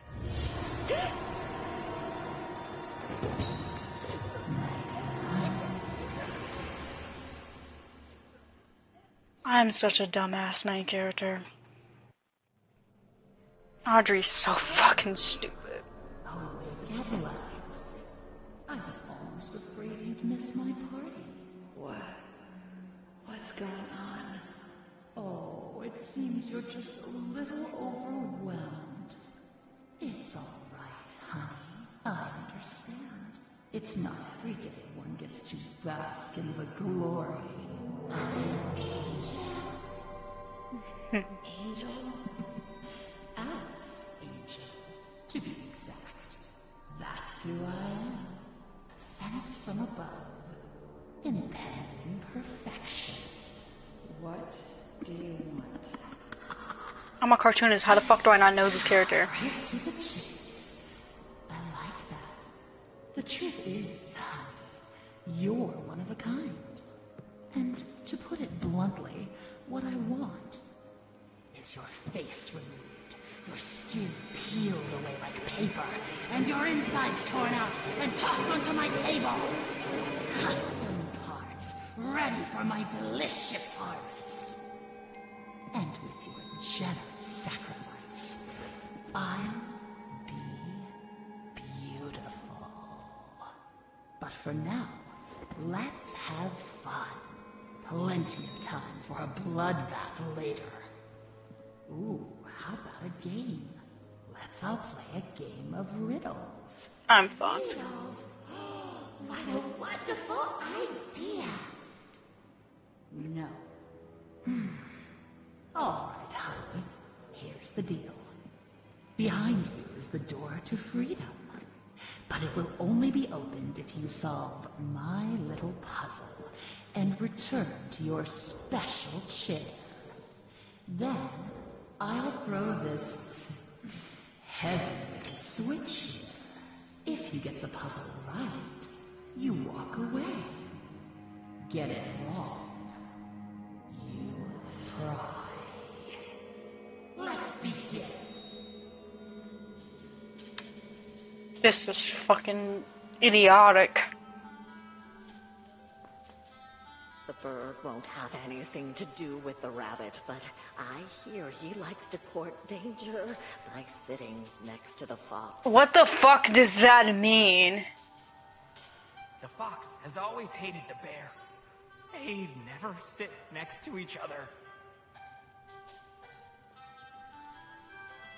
My friend the bear always sits next to the bird.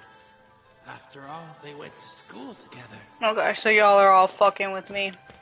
Lovely. The fox thinks the rabbit smells of elderberry, but I couldn't see them sitting together.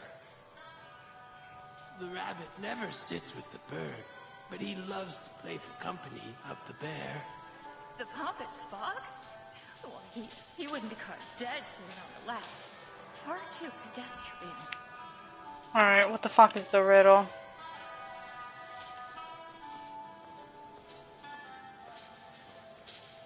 Oh, I don't get a hint? Alright. Just go fuck myself. This is stupid. Why would she not just slime me?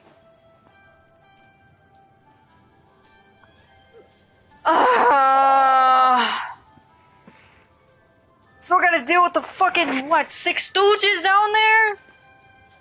Giving me all bullshit answers? Alright, let's focus to make it easy. Wait, where the fuck is the bear?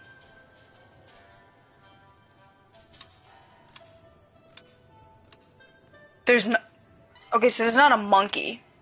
Or a pig. It's only... the rabbit, the bear, the fox, and the bird. Those are the only 4 characters. The pig and the monkey aren't even fucking here. Alright. What did you say? My friend the bear always sits next to the bird. After all, they went to school together. So you're saying the bear is next to the bird. The fox has always hated the bear. They never sit next to each other. Okay, so the fox is nowhere near the bear. So it goes... The bear is next to the bird. Is that what you said? My friend the bear is next to the bird. always sits next to the bird. The bear is next to the bird. After all, they went to school together. What did you say? The bird won't have anything to do with the rabbit, but I hear he likes to court danger by sitting next to the fox. So bear, the bird, the fox. The fox thinks the rabbit smells of elderberry. I couldn't see them sitting together. Bear, bird, fox. The rabbit never sits with the bird, but he loves the playful company of the bear. Okay. So the bear and the bird sit next to each other. The rabbit also likes the bear, though. So it would be the bear, the bird, the rabbit. No, it'd be the bear. Or no, it'd probably be rabbit, bear, bird, then fox. The pompous fox? Well, he wouldn't be caught dead sitting on the left.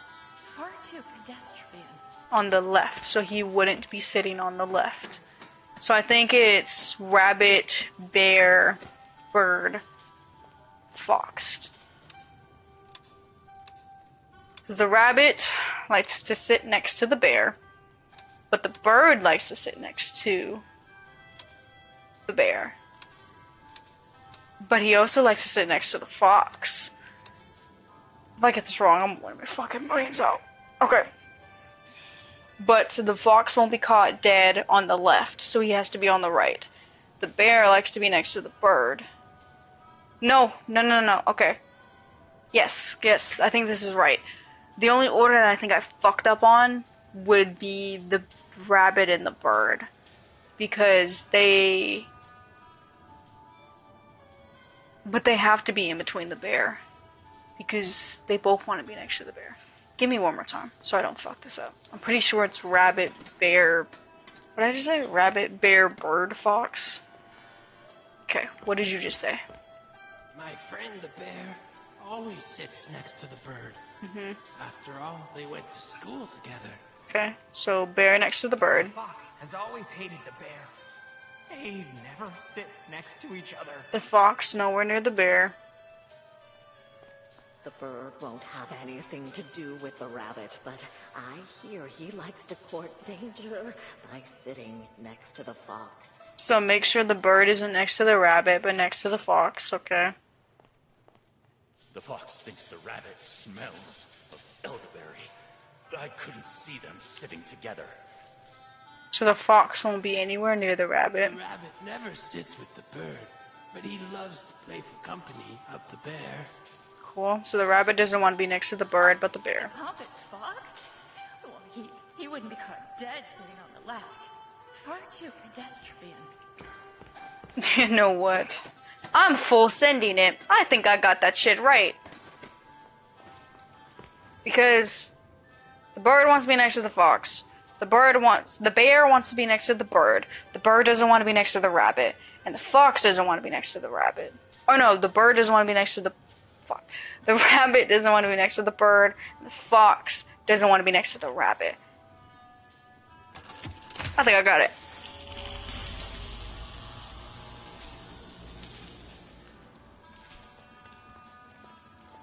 Survey says... Is that a you fucked up blink or a you did good blink? I think I did good blink. What do you think, Alice? Hold on tight, honey. Here it comes. Did I die? Am I dead? 3, 2, 1.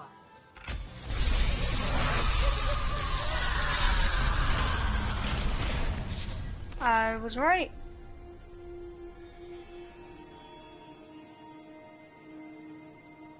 Well, I would like to thank you all for helping me win my freedom.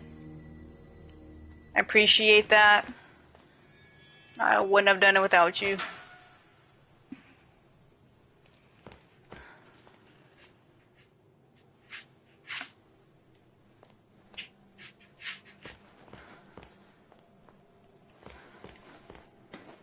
Also, Wilson just let her, like, snatch me up like that. Not that I fucking like that guy, but him and Betty just, like, let that shit happen to me. Also, it's cool to not see Alice dead. I was really kind of sad to hear that when she got stabbed in the first one.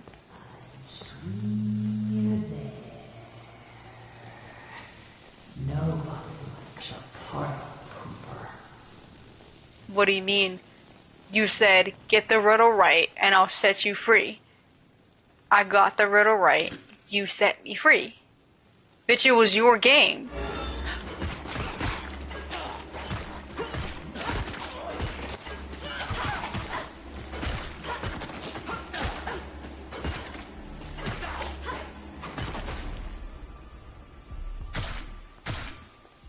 Man, as soon as I picked something up. Give me another one. Thank you.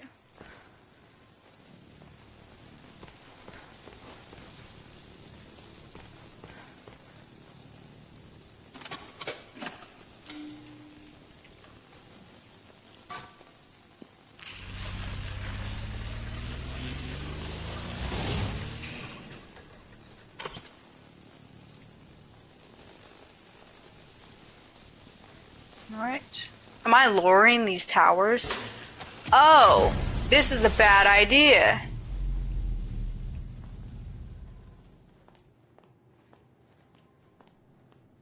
If I lower the power on the towers... Oh, she must have been up there. Then Bendy's gonna be able to rock our shit. That's what keeps his power away. Maybe I shouldn't have turned that off, actually.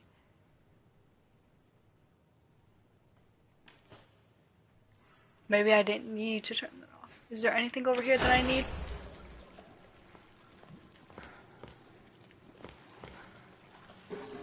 I'm actually going to turn that back on.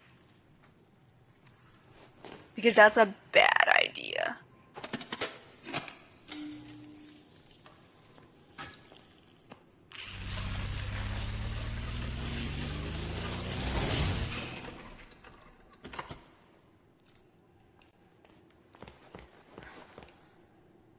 I can't. Yikes, that's on me. My bad. A lot of Alice Angel glaze going on.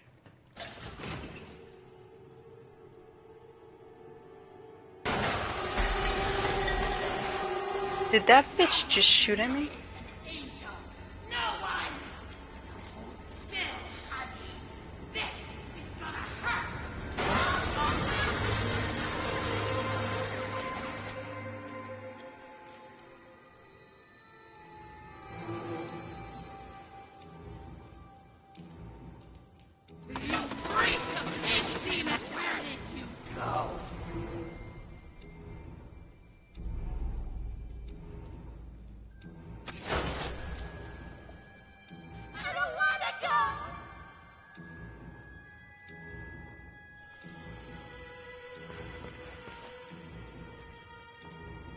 Where do you think you're going?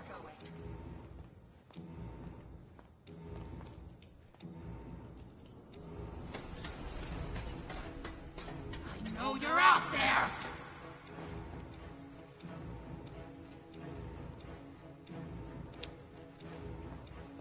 Ah, there you are! Go! Gotcha!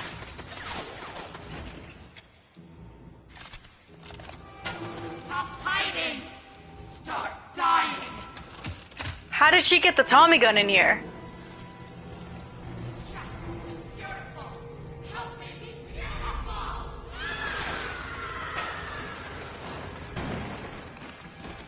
I have so many questions.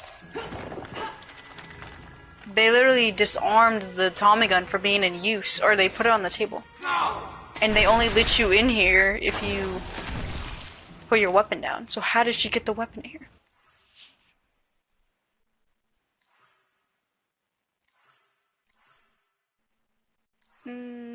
Doesn't really matter. I guess do the ability. Where do you think you're going?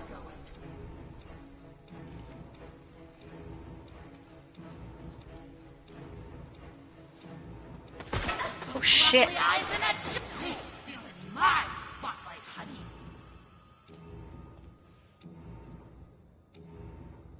So she was quick on the draw with that shit. I can do this all day.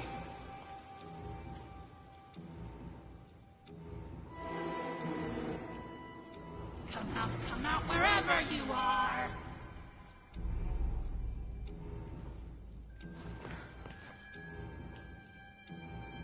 I know you're out there. Is that open?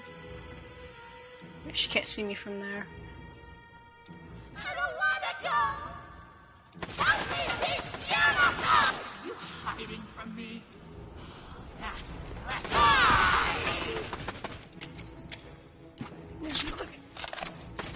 Where did you go?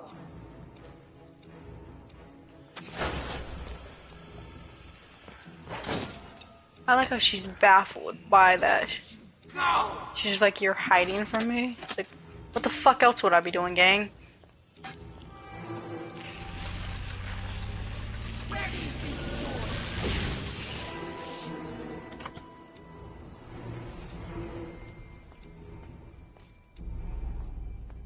Stop hiding! Start dying! Where do I go? I can do this all day.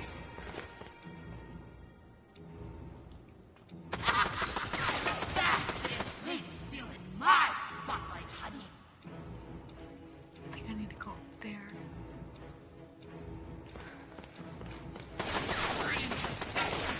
I know you're out there.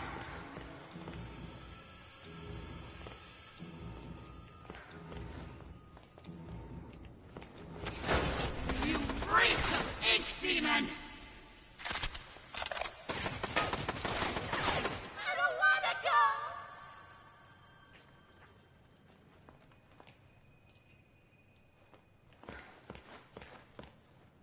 Are you hiding? Ah, there you are! Where did you go? Give me your insides! Where do you think you're going?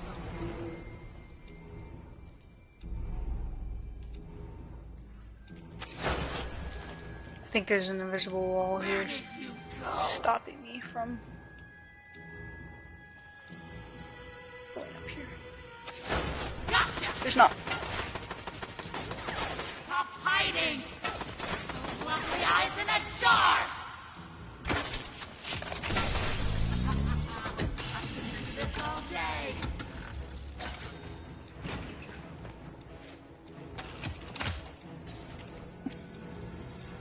It's opened.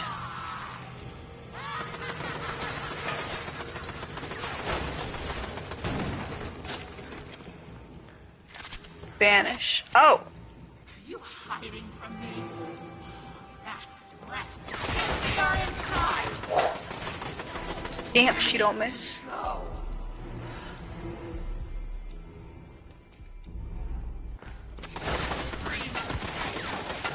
I don't wanna go!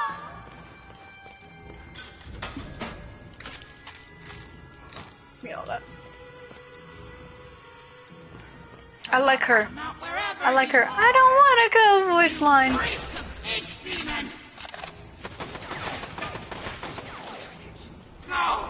Oh, now I need to find that door. Okay.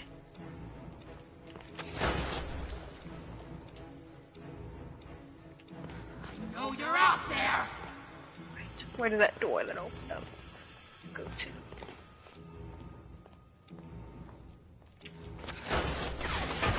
Lovely eyes in a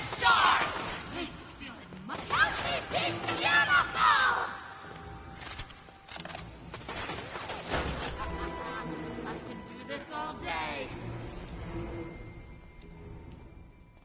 Door did that open up? The one behind her? Are you hiding from me? That's why! Where did you go?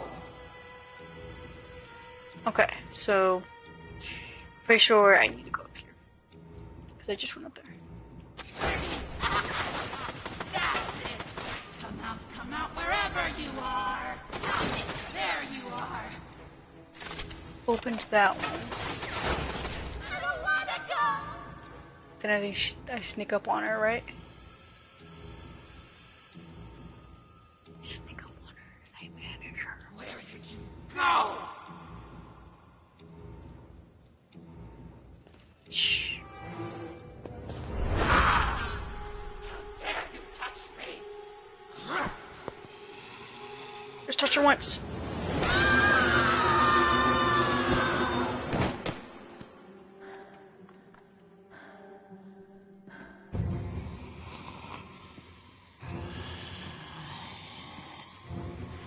Audrey, just touch her. Let's blow them away. Or am I gonna get saved again? Touch her! Allison? My face. You have my face. Well, that's lazy. Beautiful. Always were. Oh, okay, that's pretty.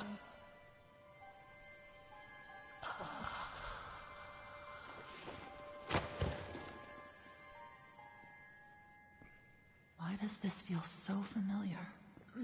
Are you all right, Audrey? Alice, I cannot begin to tell you how good it is to see you. And this must be your wolf. Audrey, meet Tom. He's my protector. My friend. You both got here just in time.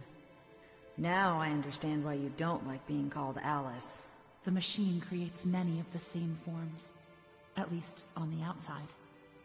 On the inside, we're all pretty different. Well, from now on, I'm gonna call you something other than Alice. It just doesn't suit you. Oh? What do you have in mind? How about Allison? It's not bad. Okay, I'll try it out. But only if you can tell me what in heaven's name you're doing in Wilson's retreat. Wilson! I almost forgot. I have to get back right away. Are you crazy? Wilson's our enemy. Do you even know him? Have you ever talked to him? Are you dead ass, Audrey? What he's done. Do you have... That's good enough. Are you dead ass? Look, it sounds like he has a plan to kill the ink demon. For good. And I think he can help us all. I just need to go back and hear him out. Well, if it's true, you'll both need as much help as you can get. The ink demon won't go down without a fight. Tom and I will gather some of our friends. Anyone who's left. Good luck, Audrey. You too, Allison. Mind if I take this? I kind of wanted that. I wanted the gun. Fuck! Also, why are we acting like she's dead? She literally got stabbed the last time and came back. Also, that was really lazy. I thought we were going to, like, actually get rid of her. That actually hyped me up. I was like, oh wow, that's actually cool. We actually kill her this time. And then she just gets stabbed again. That was, like, the laziest shit I've seen. What was... I'm not a fan of that. That was really fucking lazy. Because I was like, oh, the banishing is kind of cool. We're going to make sure she doesn't come back, like, ever. But I guess. Beautiful people run this world. If you can have brains or talent, you may just sneak through the gates. But with a pretty face, every door opens. The crowds bow to you. They ask your name. They want you to attend. They ask you to speak. A silky voice with gorgeous lips is everyone's weak spots. I was reborn with my perfection stolen from me. To get it back, I'll rip this rotted world apart. Angels are beautiful. Angels are beautiful. Talk your shit, I guess.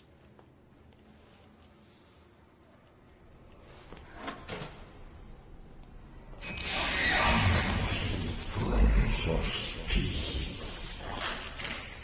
Must they bring us only more pain? I don't want to hear that shit from you, Bendy.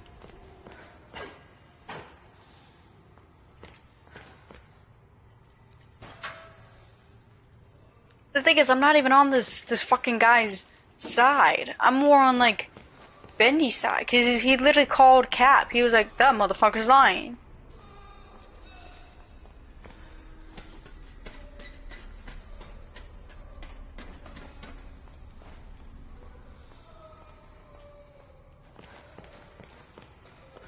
Don't send me back. Please. Mercy.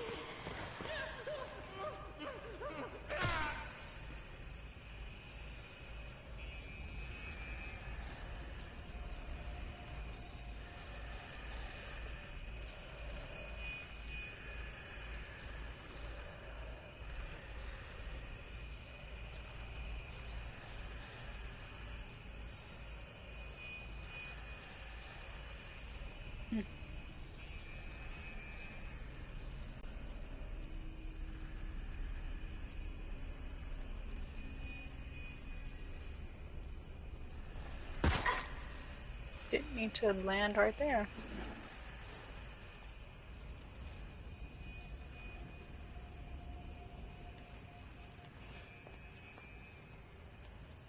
I'm guessing I'm on the North Hall. I need her to pass through.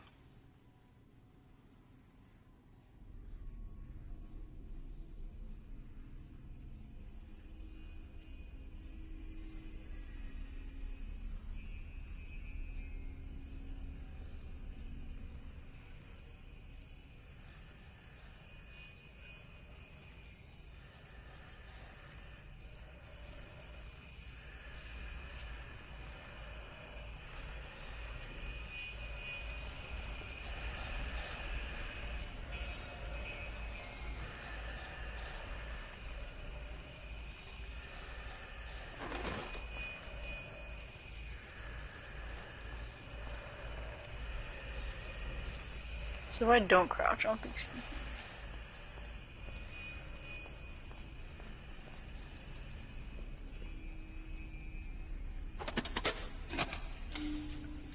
I think I... Ah, my neck. I'm gonna need one probably. Mine.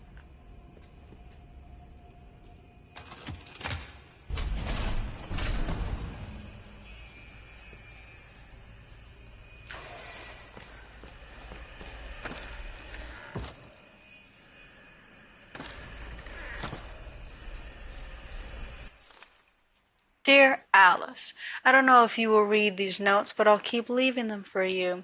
I hope someday you'll understand my words and the madness will fade from your mind. In this strange and dark place, we can find light and purpose. We are not left to wander alone, craving beauty, power, and other meaningless things. Even the heart of someone feeling incomplete can discover joy. We're not lost, we're merely waiting to be found. We are so much alike, formed from the same mold. We're like sisters, you and me. I wish you comfort and the wisdom to let your heart melt to happiness. I won't give up trying to reach you before it's too late. That's Allison.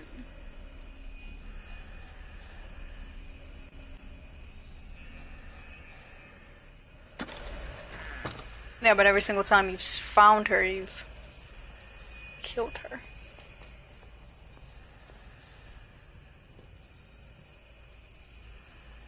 This music box could make a good distraction if I can fix it.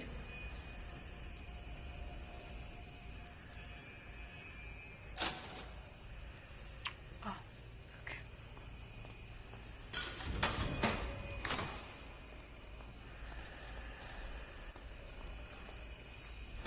Not be just throwing like a pebble or some shit.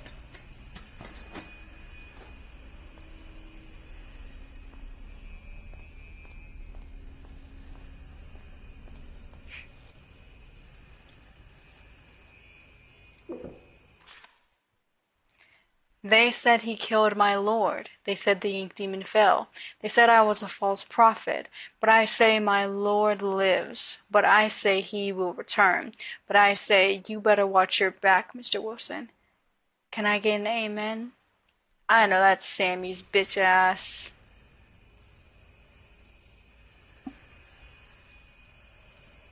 You know what would have been cool though?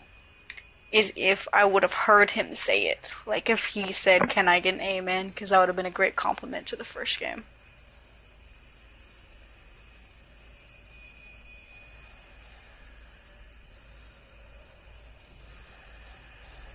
Where are you? You sound like you're on this side. But I think you're...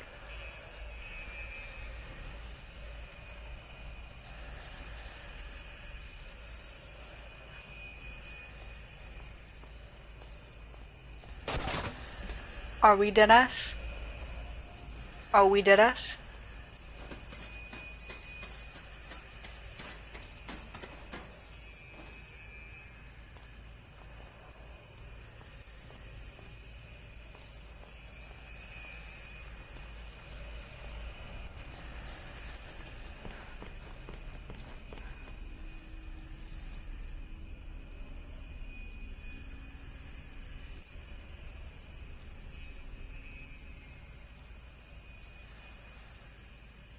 Is she gonna come down this hallway fully? Or...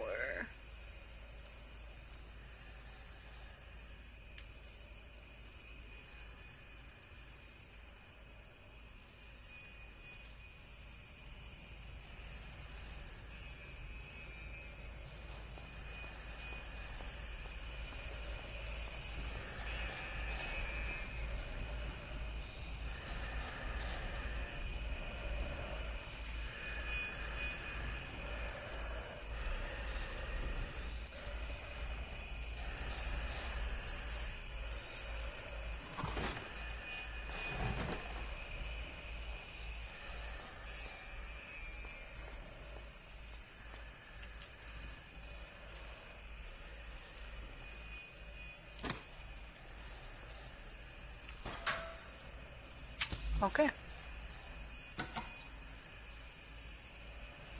You still want me to fix that damn music box?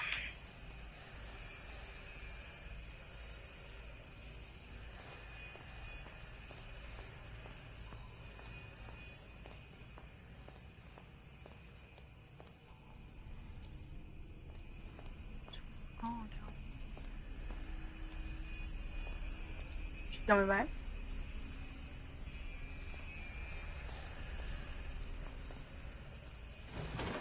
Let's come back down the hall.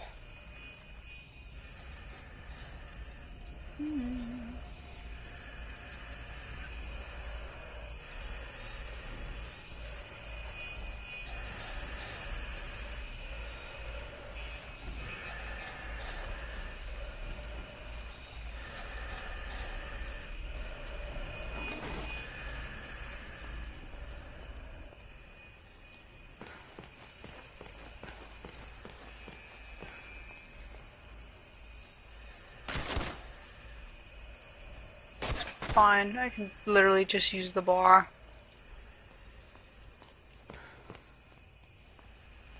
I don't think they thought that through.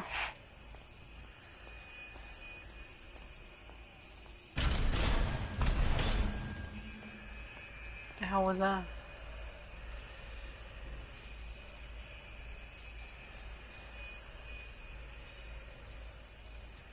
I'll go fix the fucking music box though, because I know that's my objective.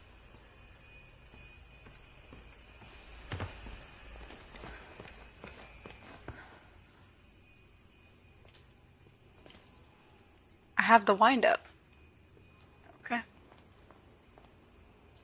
Guess they want more.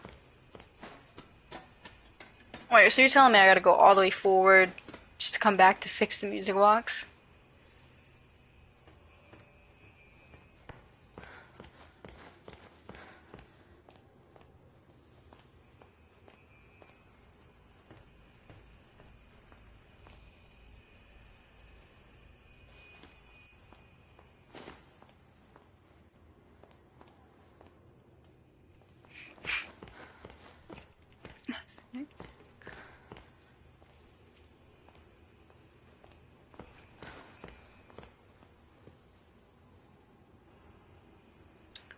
Damn, you don't have nothing I need.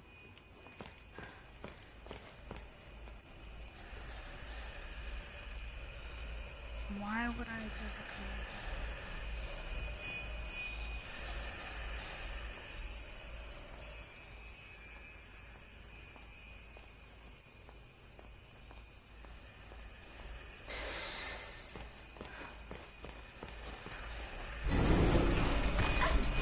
Damn!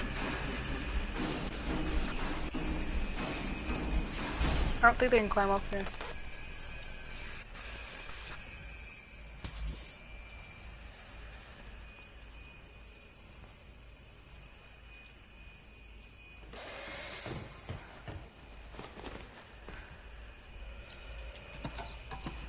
Thank you.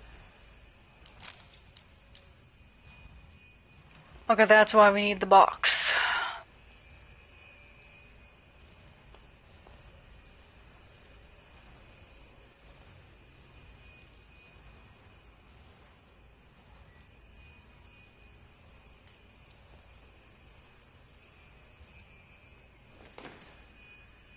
I need to open this door.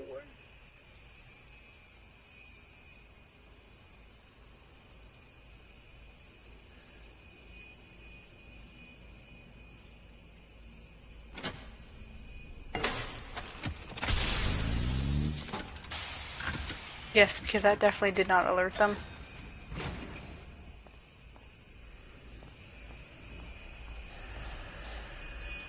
Is there another one here? I think we're on the north side of the building. Send me those chips.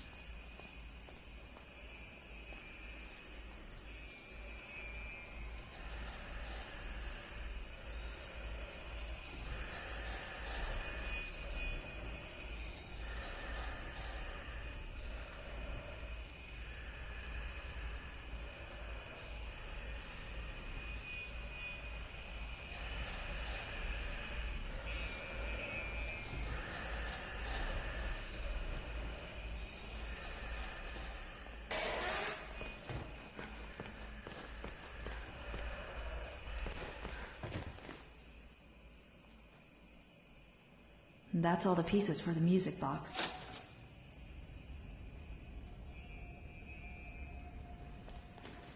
Where I jumped over that fucking grave so fast.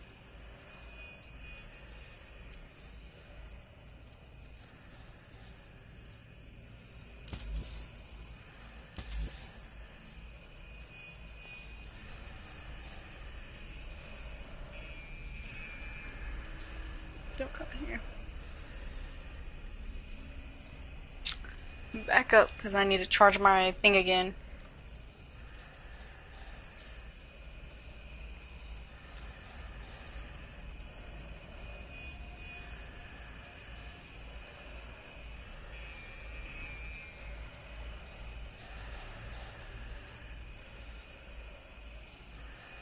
Yes, go ahead and turn around.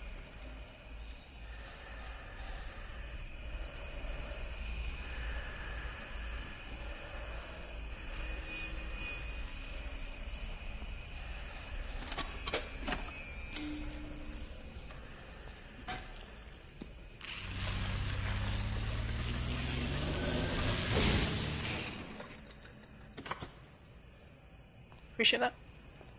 I'm gonna take these batteries off your hands. These chips and scrub. Then I'm gonna take this. And that.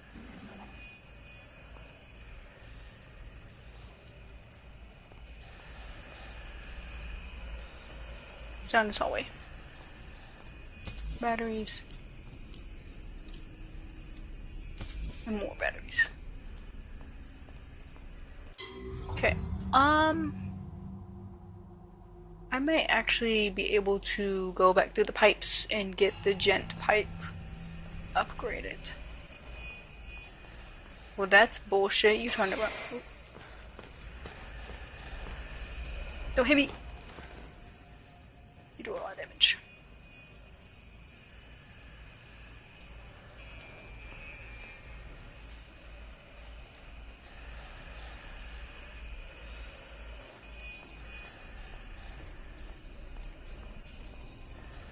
I wonder if I've actually ended up collecting all the books.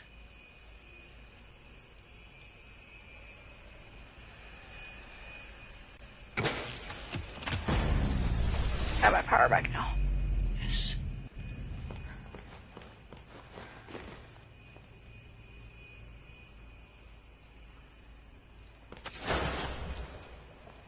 Thank God.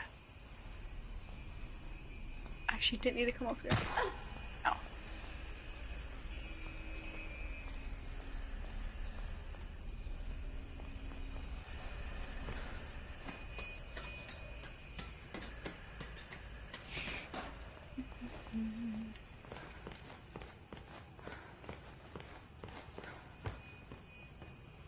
No, I think you actually were supposed to, like, use that to buckle on. Fixed. Now I just need to find a good place to put it.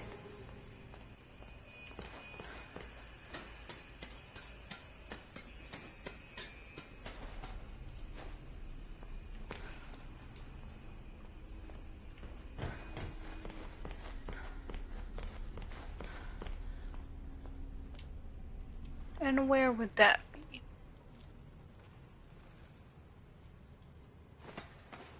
A good place to put it, you know.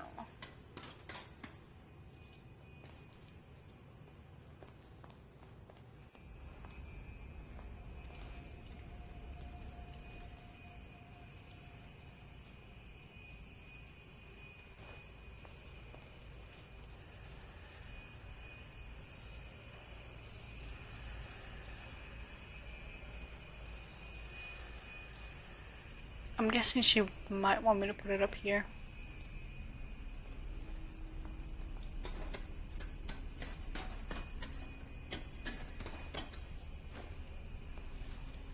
So if I get any closer to them.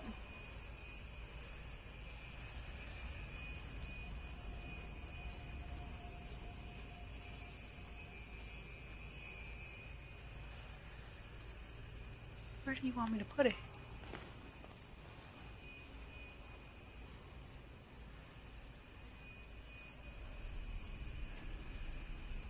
How do they not see me?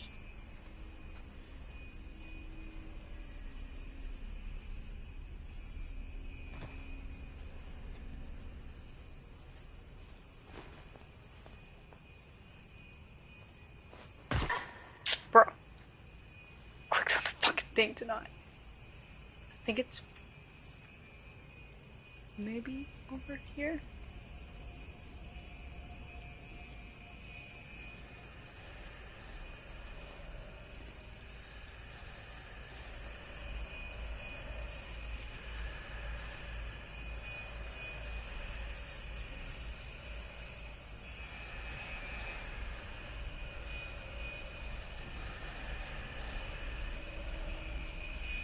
Alice, where the hell did you?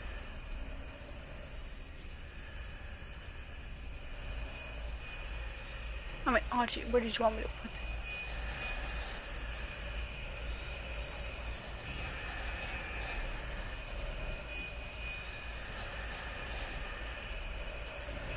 it? Where did you want me to place it?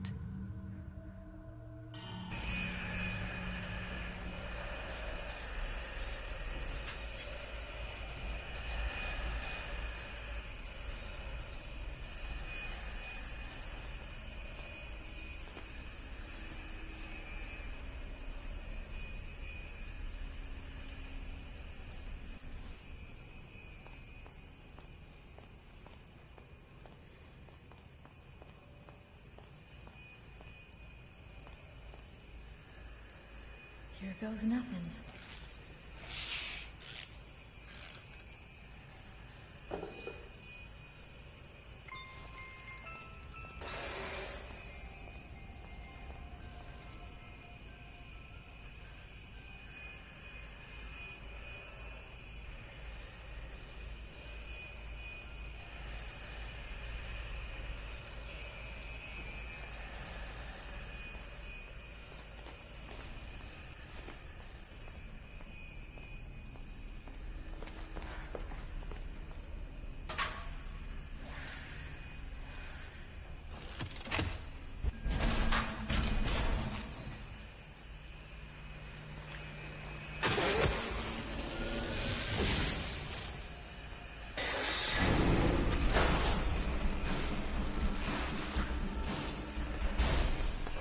Oh, but y'all are fast when chasing. Oh shit. Ink Demon, you wanna speak to me, gang? Yeah, man. Fucking I was in the North Wing one night. Yeah. Shit do get wicked down there. You're right. Shit do get wicked. There you are, thank goodness. Wilson's waiting for you downstairs in the laboratory when you're ready. But first, can I get your help with something? What is it? What could you literally want from me? Normally, I wouldn't ask this of a guest, but with all that's happening, I can't sneak out and get things like I usually do. Do you think you could pop round to the farmer's market back in town and find me a few ingredients? We're running quite low in the kitchen, and I was hoping we could all celebrate tonight with a lovely supper. Won't take but a moment if you go by train. Up to you. No pressure. When you need to travel, take the train. Catch the subway when you need to travel between Wilson's Retreat and downtown. The next train is always on time. I actually have to do this shit? Oh my god, this is fucking exhausting. Fuck that.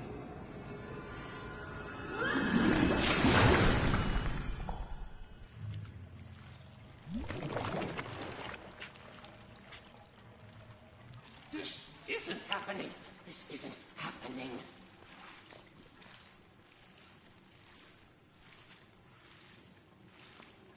Alright, take me back.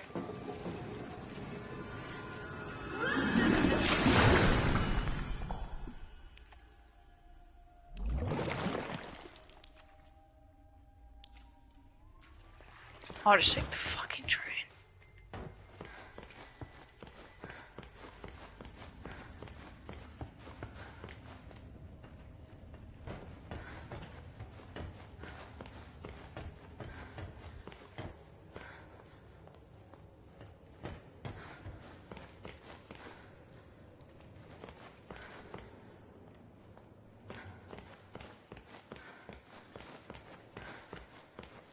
Okay, what train do I take?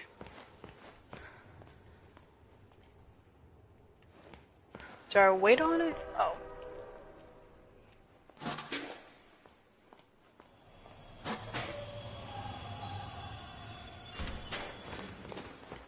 Thank you. Please stay clear of the door. Por favor, manténgase alejado de las puertas.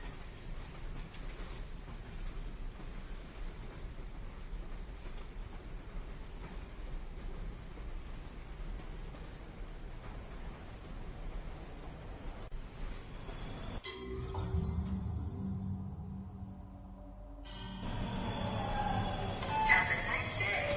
Que tengas un lindo día.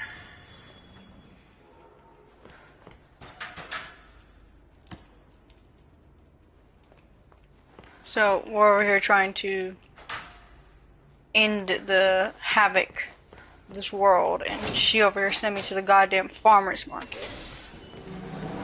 And I listened. Why do I listen to you? W.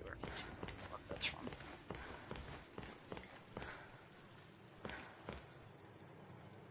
I don't even remember where the fucking market is.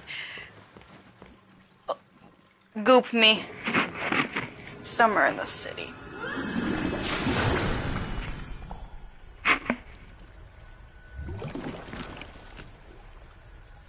Where the hell am I?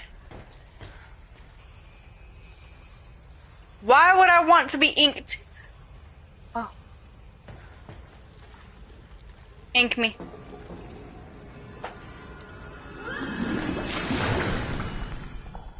It's for Steve.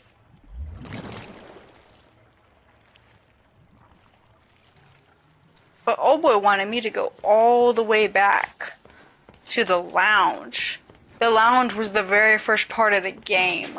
Just to get him a snack. I'm not doing that shit, gang.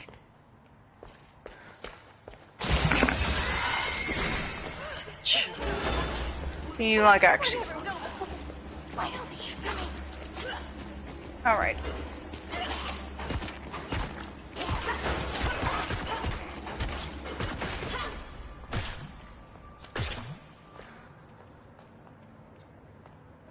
Is this not the fucking farmer? Thank you.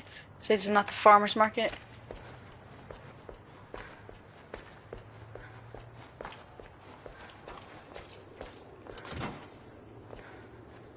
I missed having Bendy by my side.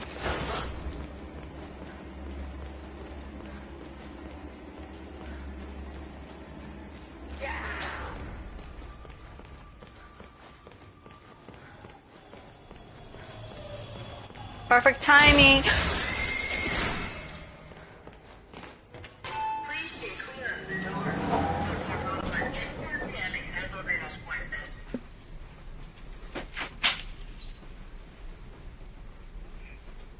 So if anybody but me goes wandering about, how does that end? Have a nice day. Que tengas un lindo día. I think that was Haru. Yeah, he's banging on the door.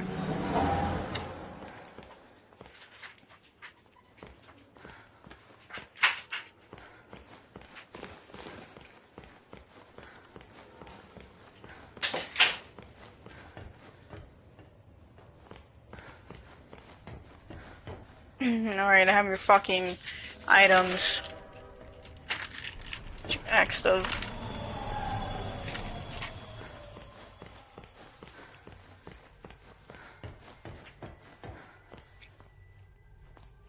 You're a miracle worker. Oh, truly.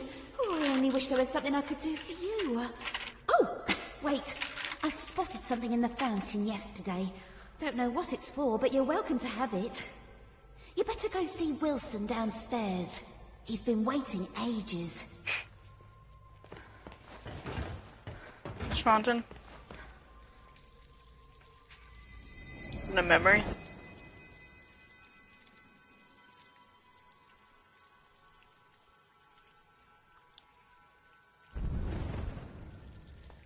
I haven't been picking up a lot of those.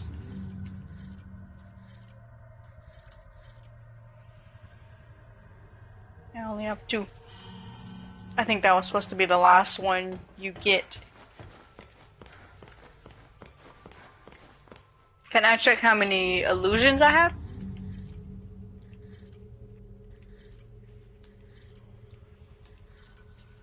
Like illusions of living?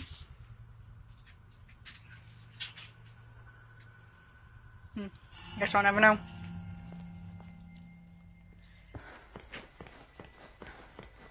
I just love how y'all didn't come down there to see me. To save me at all. I just said, eh, fuck her. She'll live.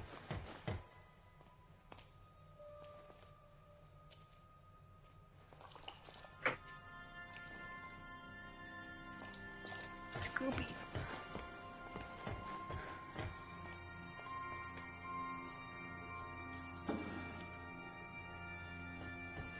I'm hearing church bells. Church symphonies.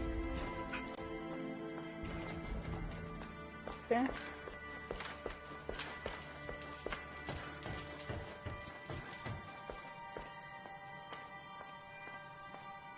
You up to some geeked shit.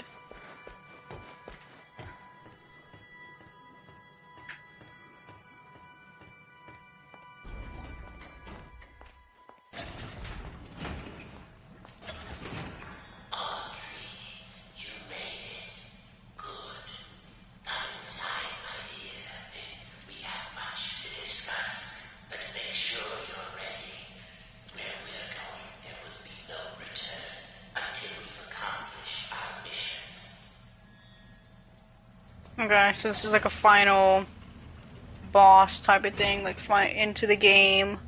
Yeah, I'm ready to end this fucking thing. Thank you for coming all this way. The Ink Demon is a formidable foe.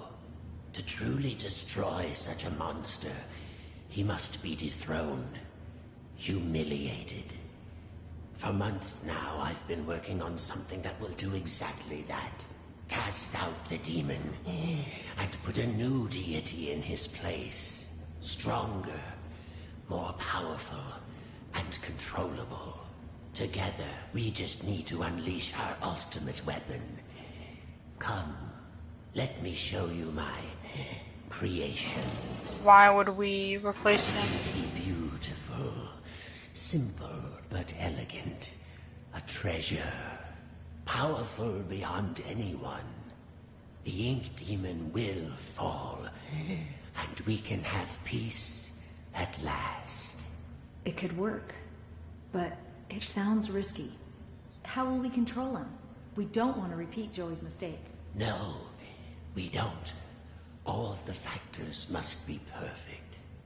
The right design, the right science, and the right soul.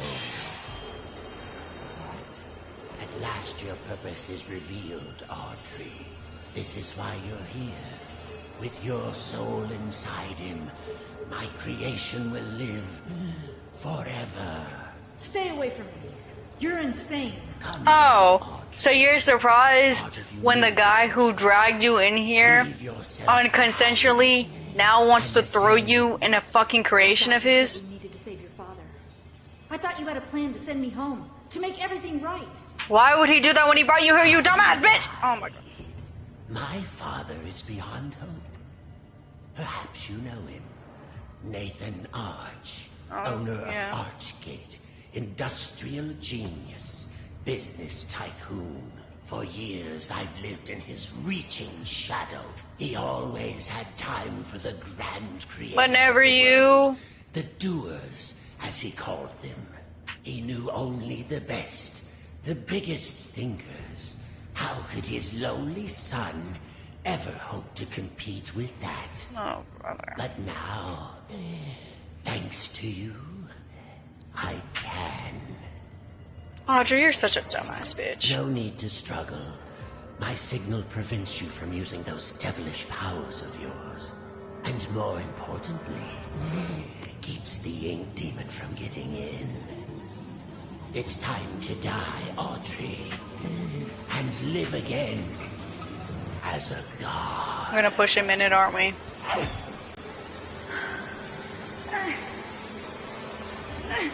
He's gonna fall in it.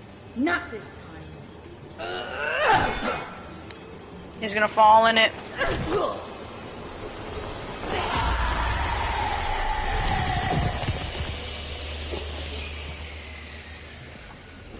He's not dead. We just gave birth to...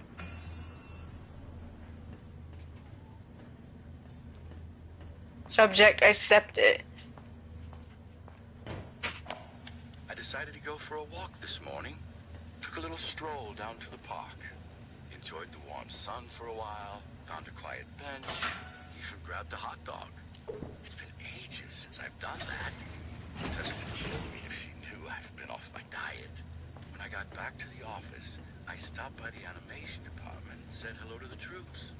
My gosh, they're getting younger every day. Either that or I'm just getting older. It all made me realize time is moving on. The hard struggles don't seem as dire as they used to. Life has other value. I think I'll go home early today. Maybe I'll even pick up a hot dog for Tessa. There's a hot dog in the locker. Alright, let's go see the new monster we made.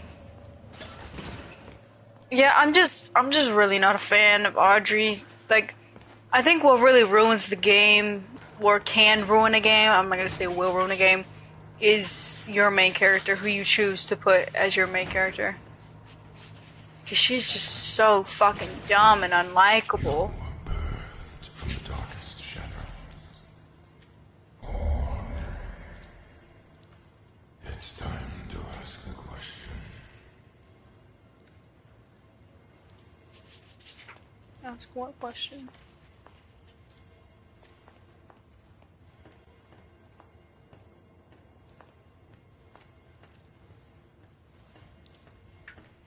There's probably like one last collectible in here, right? No, I guess the fuck not, alright.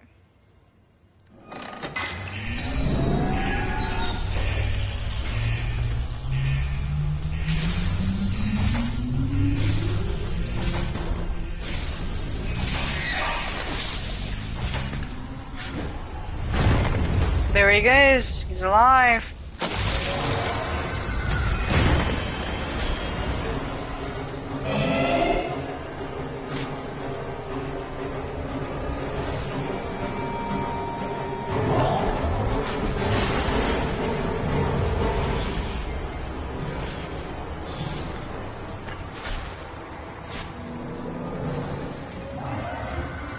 I need to turn off these towers.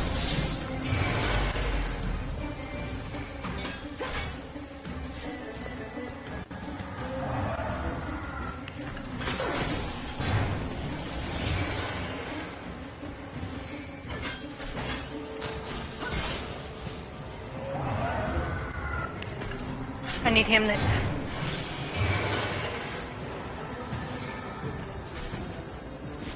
I need him to hit it. Thank you.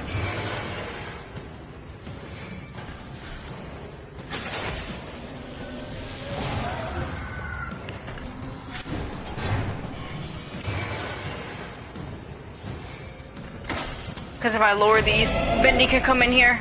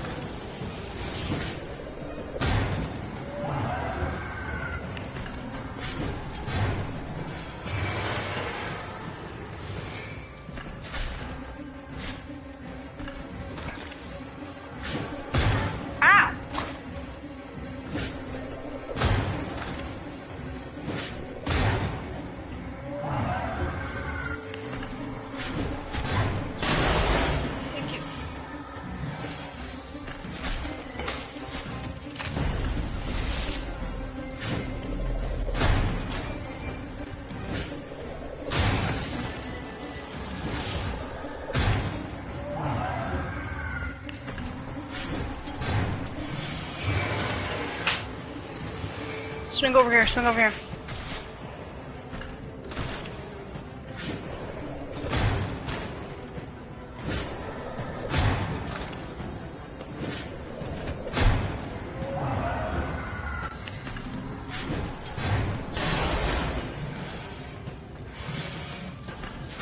Bendy, 1v1, bro.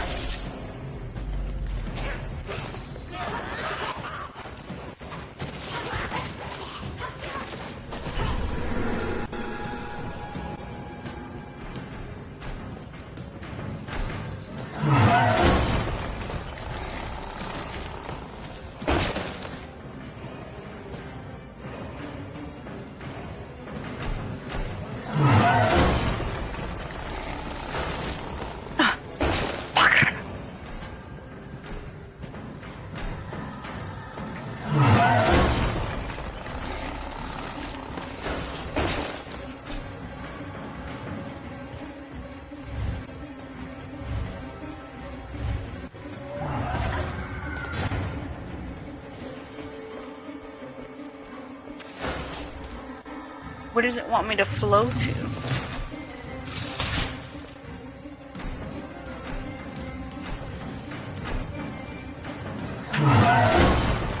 It doesn't want me to flow over here.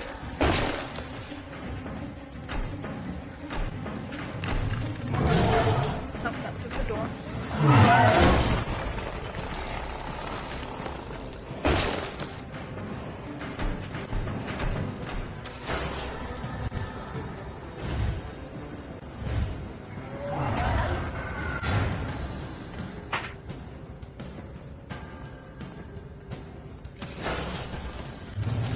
Why won't it let me go up there?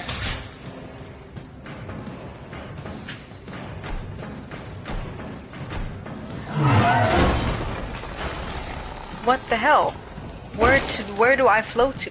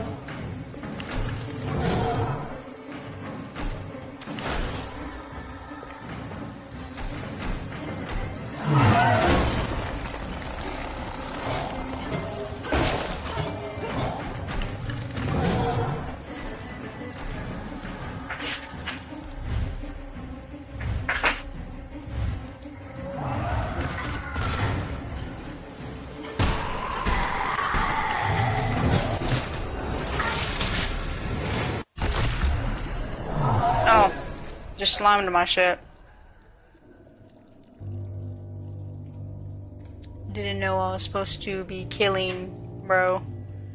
I thought I was supposed to be trying to escape. Let me see. See now. Great, time to do all this shit again.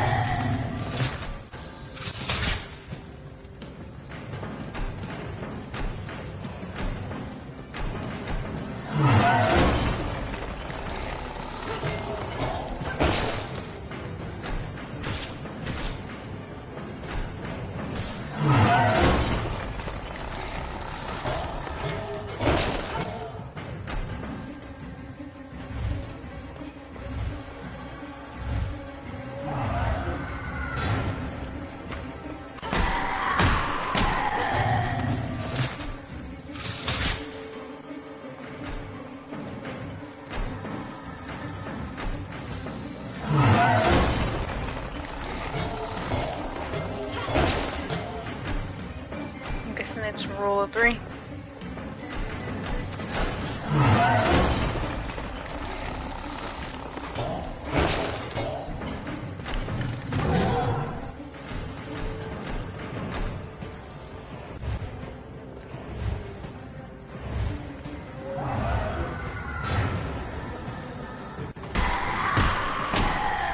Rule of 3.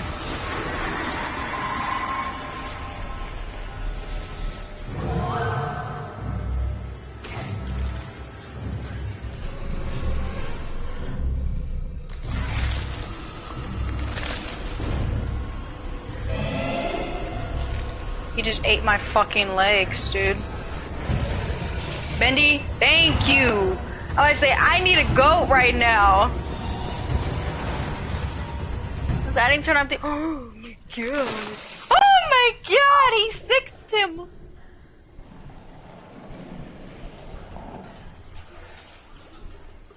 I don't have any legs.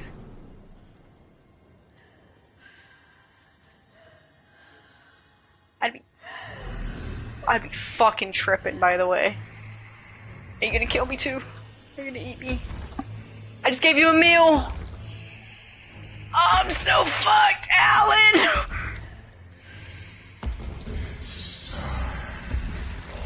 Oh, word! Okay.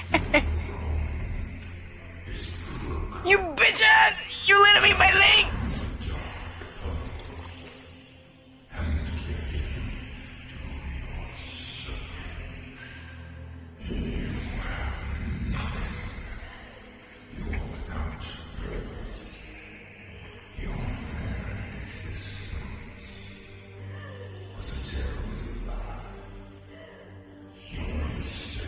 Damn, it's roasting my ass.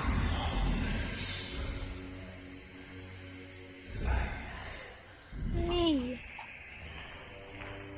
Not I will make you strong. I will make you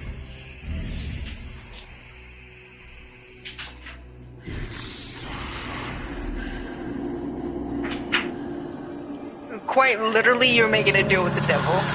Like, verbatim, you just made a deal with the devil. Oh my god.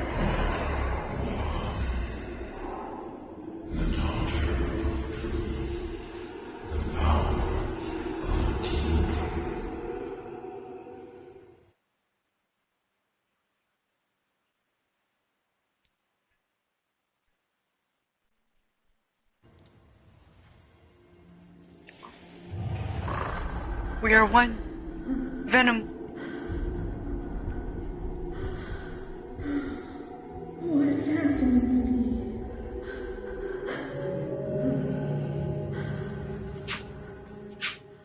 There's always a choice. No! I know No, you put that reel down! Deep behind that evil face, inside somewhere is my little girl. My Audrey. My greatest creation. I'm scared. I don't know what's happening. The past doesn't define you, nor the present. In the end, all those years ago, Joey Drew finally succeeded. He created life. But Audrey, you're so much more than that. You were his family. His daughter. My daughter. And I love you so very much. Slime him.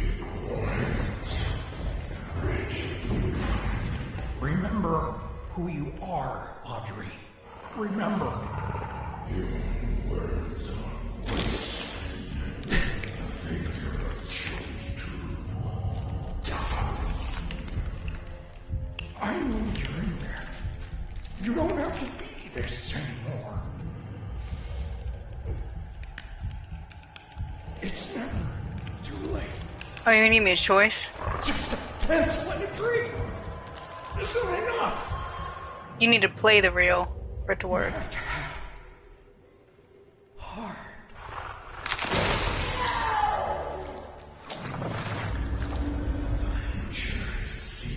No, break that reel.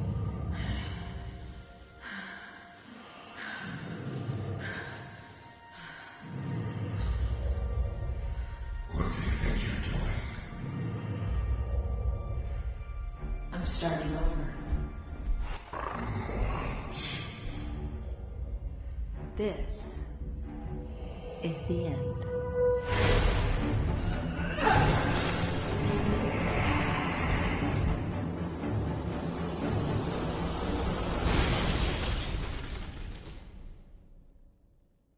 Why'd you let her control so much of the body, Bendy?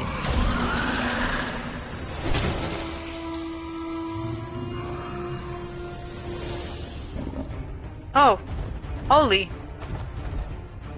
You're just a pawn. What makes you think you can define me? Arise my domain. Destroy this treasure.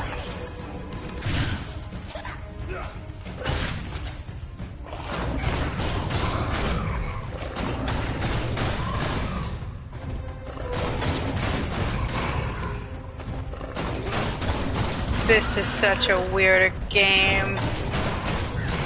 Such a weird experience.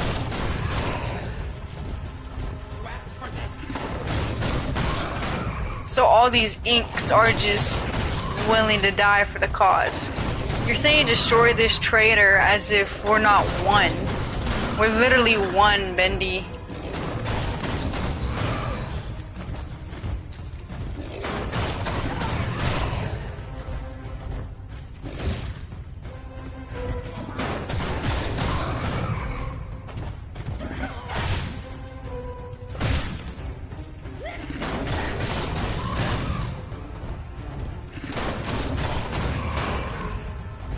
This feels like seeing the character in the story versus unlocking them right now.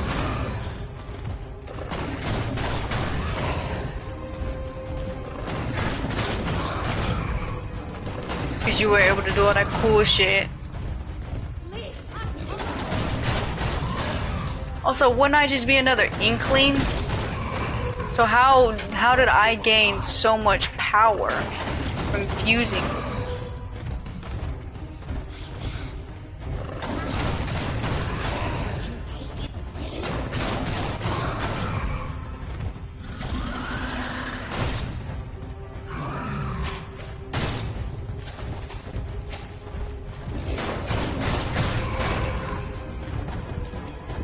Can go faster.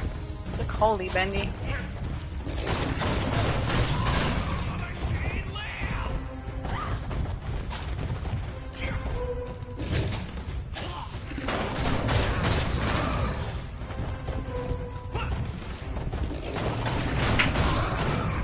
Aren't they all supposed to be afraid of me? Why are they running to their deaths?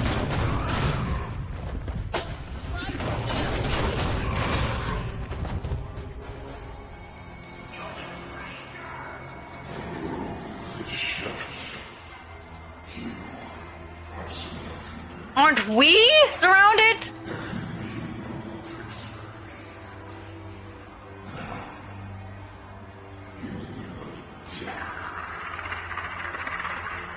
Why didn't you just kill me? Oh. Allison! I have to turn it on. Is that you in there? Come on, keep moving. We'll get you through. How do you know I'm fused with it? It's just... I didn't give you your food like you wanted me to. Or, I guess... How do you know I'm in it? What indicates that I'm in the thing? Nothing. You weren't there when he held out his hand to me to succumb to the darkness, which I made consensually. I made the choice. So now I'm backfiring on it because what? I slammed out an imaginary version of my father? That's what I'm geeked. Like, how do you know I'm a stranger? You literally can't tell us apart. He went on a whole tangent on how we are Venom, we are Bendy, like, but now it's like, kill the stranger? How do you know? How do you know? How do you actually know I'm in... Maybe I'm thinking too fucking hard, but I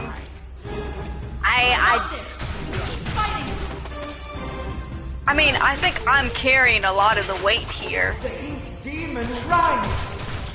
Surrender yourself to the Lord of the Dark Puddles. Hello, Sammy. It's time to believe. She slimed out Sammy! Damn, Allison!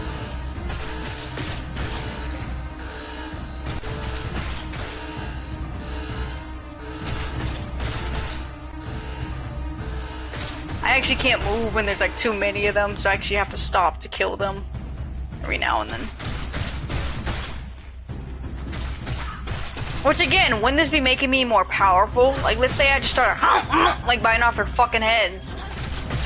Again, we as an entity. Now I don't get why he was like, oh well, now you're gonna die. How? You mean us? You mean we? Keep fighting.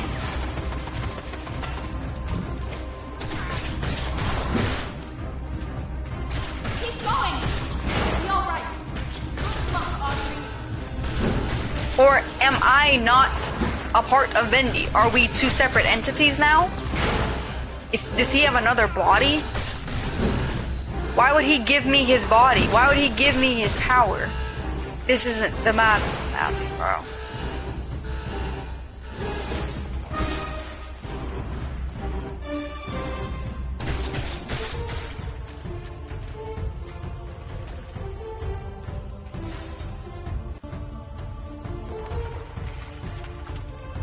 Dead end. Now what? Need some help? Henry, you Fucking came. go. Some battles are worth fighting for, even a million times. Come on, I found a projector up ahead. Run for it. Thank you, my goat Henry.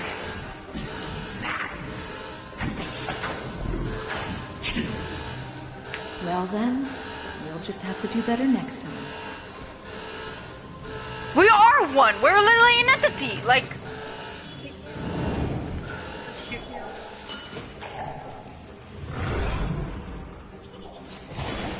Can I not help him with the butcher gang? Alright, let's go watch a pretty little film, Bendy.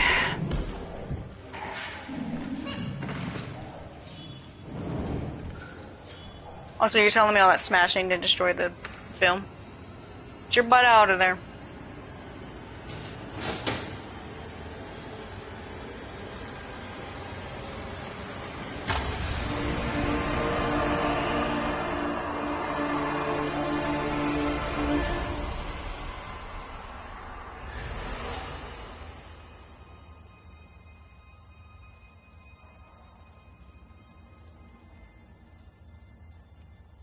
You know, I'm just glad it's over.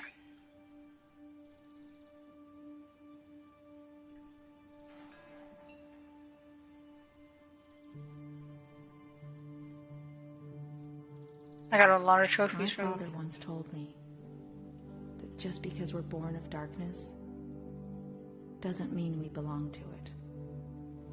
We're always free to choose. And here, at the very beginning, there's a choice to make.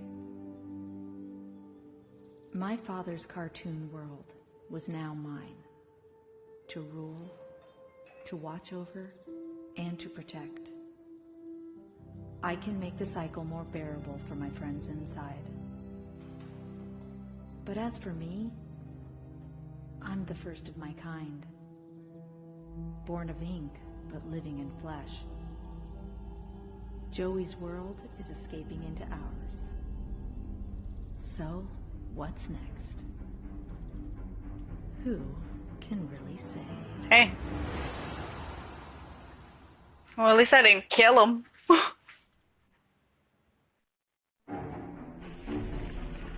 Okay. This is fire. This is a fire ass credit scene.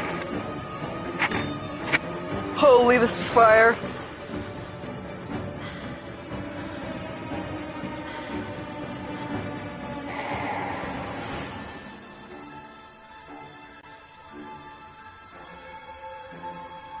I can't remember if that was the same first voice actress.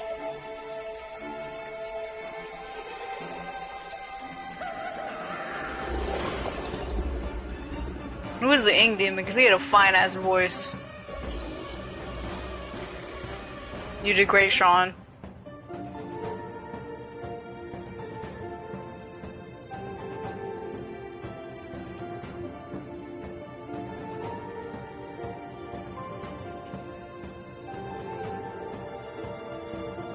The Meatly. That's the people who made the game.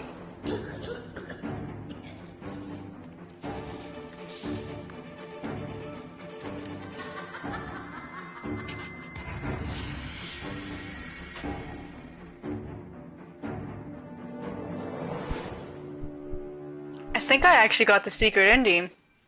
I think that's why she panned to the books.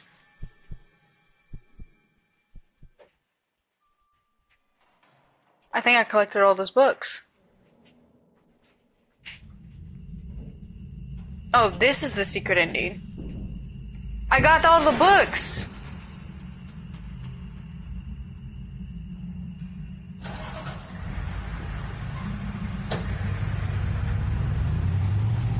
They got rid of the ink machine.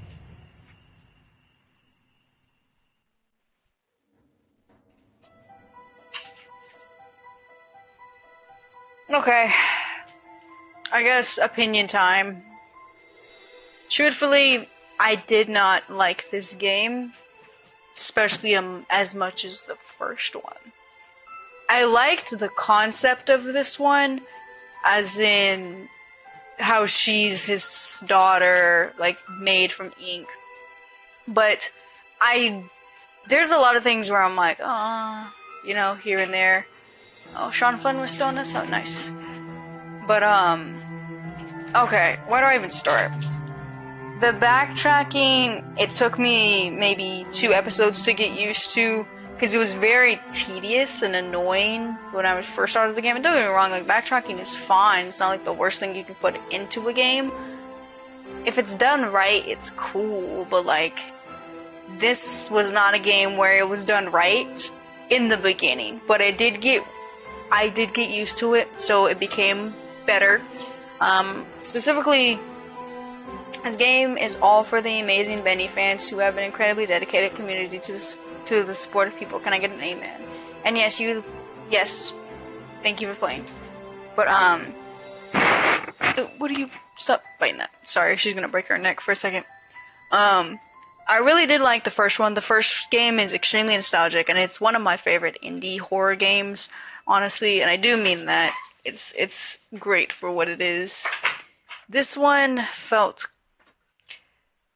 like, I don't know. I don't even know where to start. It's one of those experiences where you as the player, you're good. Welcome to the Archives. Bendy and the Dark Revival is filled with numerous characters that each had a critical role to play in the progression of the game. Here in the Archives, you will learn a little bit more about them in an up-close and personal way. Feel free to explore. Thank you. It kind of feels like, first off, Audrey, I have my opinions about not intelligent main characters. I feel like one of the huge things that makes Resident Evil a very likable game is its main characters and how they're able to survive and progress in the world that they live in. Audrey was not a likable main character in my opinion. She did a lot of dumb things, and it feels like one of those games where you create the problem, basically. Like, you as the main character, you create the problem, and then you have to go and solve it. What I mean by that is, from the beginning of the game with, like, Wilson, I didn't like... Now, I can't really say too much about this, because it's like, okay, well, OT, we wouldn't have had a game if she didn't do this. I would have preferred if we were, like, tricked into starting up the machine, instead of, like, this old guy that's obviously, he's been creepy from the very beginning. Like, he was creepy before you even got in the elevator. Doesn't even fucking lure you down there. You walk down there with your own consent. And then, oh shocker, he, like, traps you in there. And then the whole thing is he wants you to be the sacrifice, which he's been slimy and schemy since the very beginning, so it shouldn't have come to a surprise. And Audrey just isn't bright. Like, even at the very end, she's like, oh, Wilson has a plan. It's like, girl, he dragged you down here, tricked you, I don't want to say tricked you, fucking just basically bamboozled your shit to get you to come down here, and now you're like, oh, he has a plan to defeat the Ink Demon? Like, the Ink Demon definitely, like, Bendy didn't feel like the biggest villain of this game, which is fine. I don't have a problem with him. I actually liked that he wasn't the biggest villain of this game, because I like Bendy a lot. Because at the end of the day, Bendy's not really a bad guy. He's kind of just the big bad wolf in this like fucked up world, which he was created to be. So it's not really his fault. He's just, you know, a lion existing as a lion does. So Bendy never really felt like the villain of the games, because he's just, you know, doing what the fuck a predator does, is eat other animals. So I wasn't a huge fan of how we even like got here, but it is what it is. Audrey is not a likable character in my personal opinion. She's a character, but not a likable one. Now, I want to talk about things I did like, and then I'll go back to things that I didn't like. I liked the combat system in this game. It was fun. It was challenging. It was engaging. It was active. I really did like the little inkies just like throwing themselves at you. The ghost girl I liked. She scared me every time she popped up because she was random, and I really enjoyed like this. I enjoyed that she kept the spook element up of the game because she did get me a lot. Like every time she popped up, I would either go or I screamed audibly once, but she was a cool aspect to keep the horror up. The spawn rate on the Ink Demon was really shitty, I'm going to be honest, but I didn't really mind it too much. It was, you know, he was doing his job, spawning in, sliming your shit, so I didn't really mind dying to him, because, you know, if it felt like a patience game. If I just had more patience myself, I wouldn't have died so many times. So, but I did like him as an antagonist. I didn't. What I'm gonna go back on the didn't like. It felt like there were moments in the game where it just wasn't needed.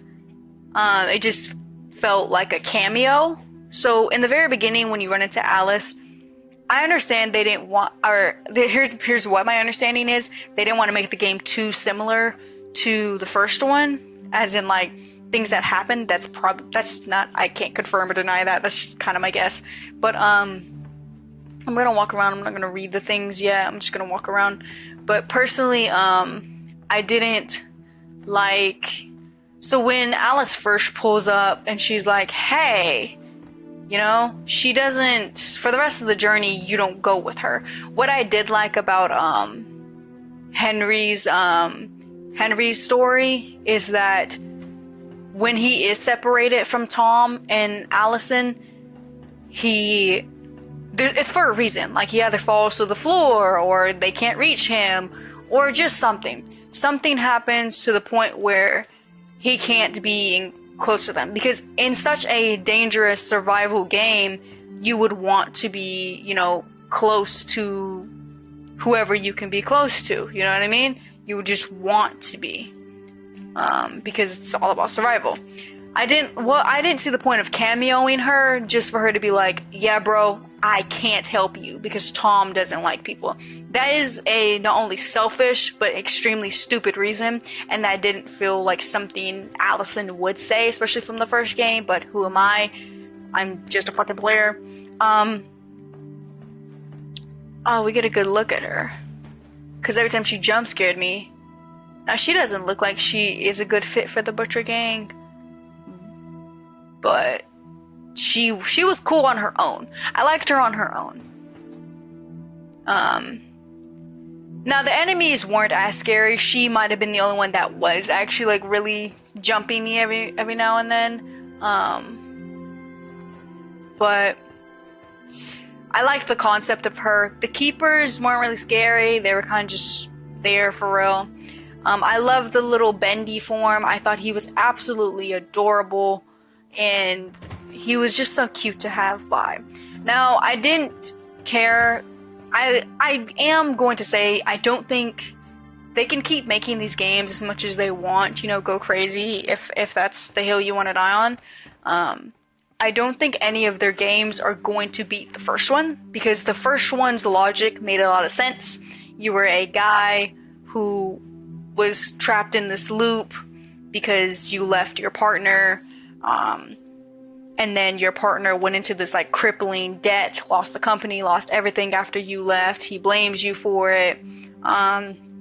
and because you're blamed for it, he makes a version of you and a version of this world. He just takes his anger out on this world and trips the fuck out. You know what I mean? He goes crazy and just makes these versions and just geeks. And, you know, because of that, you're living in this cycle. But, you know what I mean? I'm not here to talk, like, way too much about the first game because we beat the second one. But, point is, a lot of things in the first game made sense. Why you were there, who you were, what happened, what's going on. A lot of things in the first game made a lot of sense, not compared to this, like, second game. It just, there's things that just don't make sense, and it's just like a why did this happen, what was the point of this, what did we gain from this, like, how did Wilson even find out about the ink machine? Maybe that was explained through the audio logs, and if his dad is Nathan Ark, like, again, that still doesn't explain why Wilson gave a fuck about this world in the first place, because again, if your dad owned the company, why the fuck was he a janitor at his dad's company?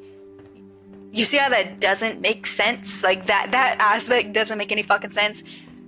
Why would your dad hire you on as a fucking janitor? You know what I mean? Like, you're his son, you think he would give a fuck and give you a better role. But it's just like little things like that. If you can, I'm not saying this is a pretty fun game, I'm not gonna lie. Like, it was fun, it was engaging. It did irritate me sometimes, but it's really fine, it's not that big of a fucking deal. But if this is like your type of game, if you love backtracking a lot and just, you know, this is your shit, cool, you know, I'm happy for you. But I definitely do prefer the first one. Also, I want to say the quality of this game doesn't. The first game, I love that style, that cartoon style.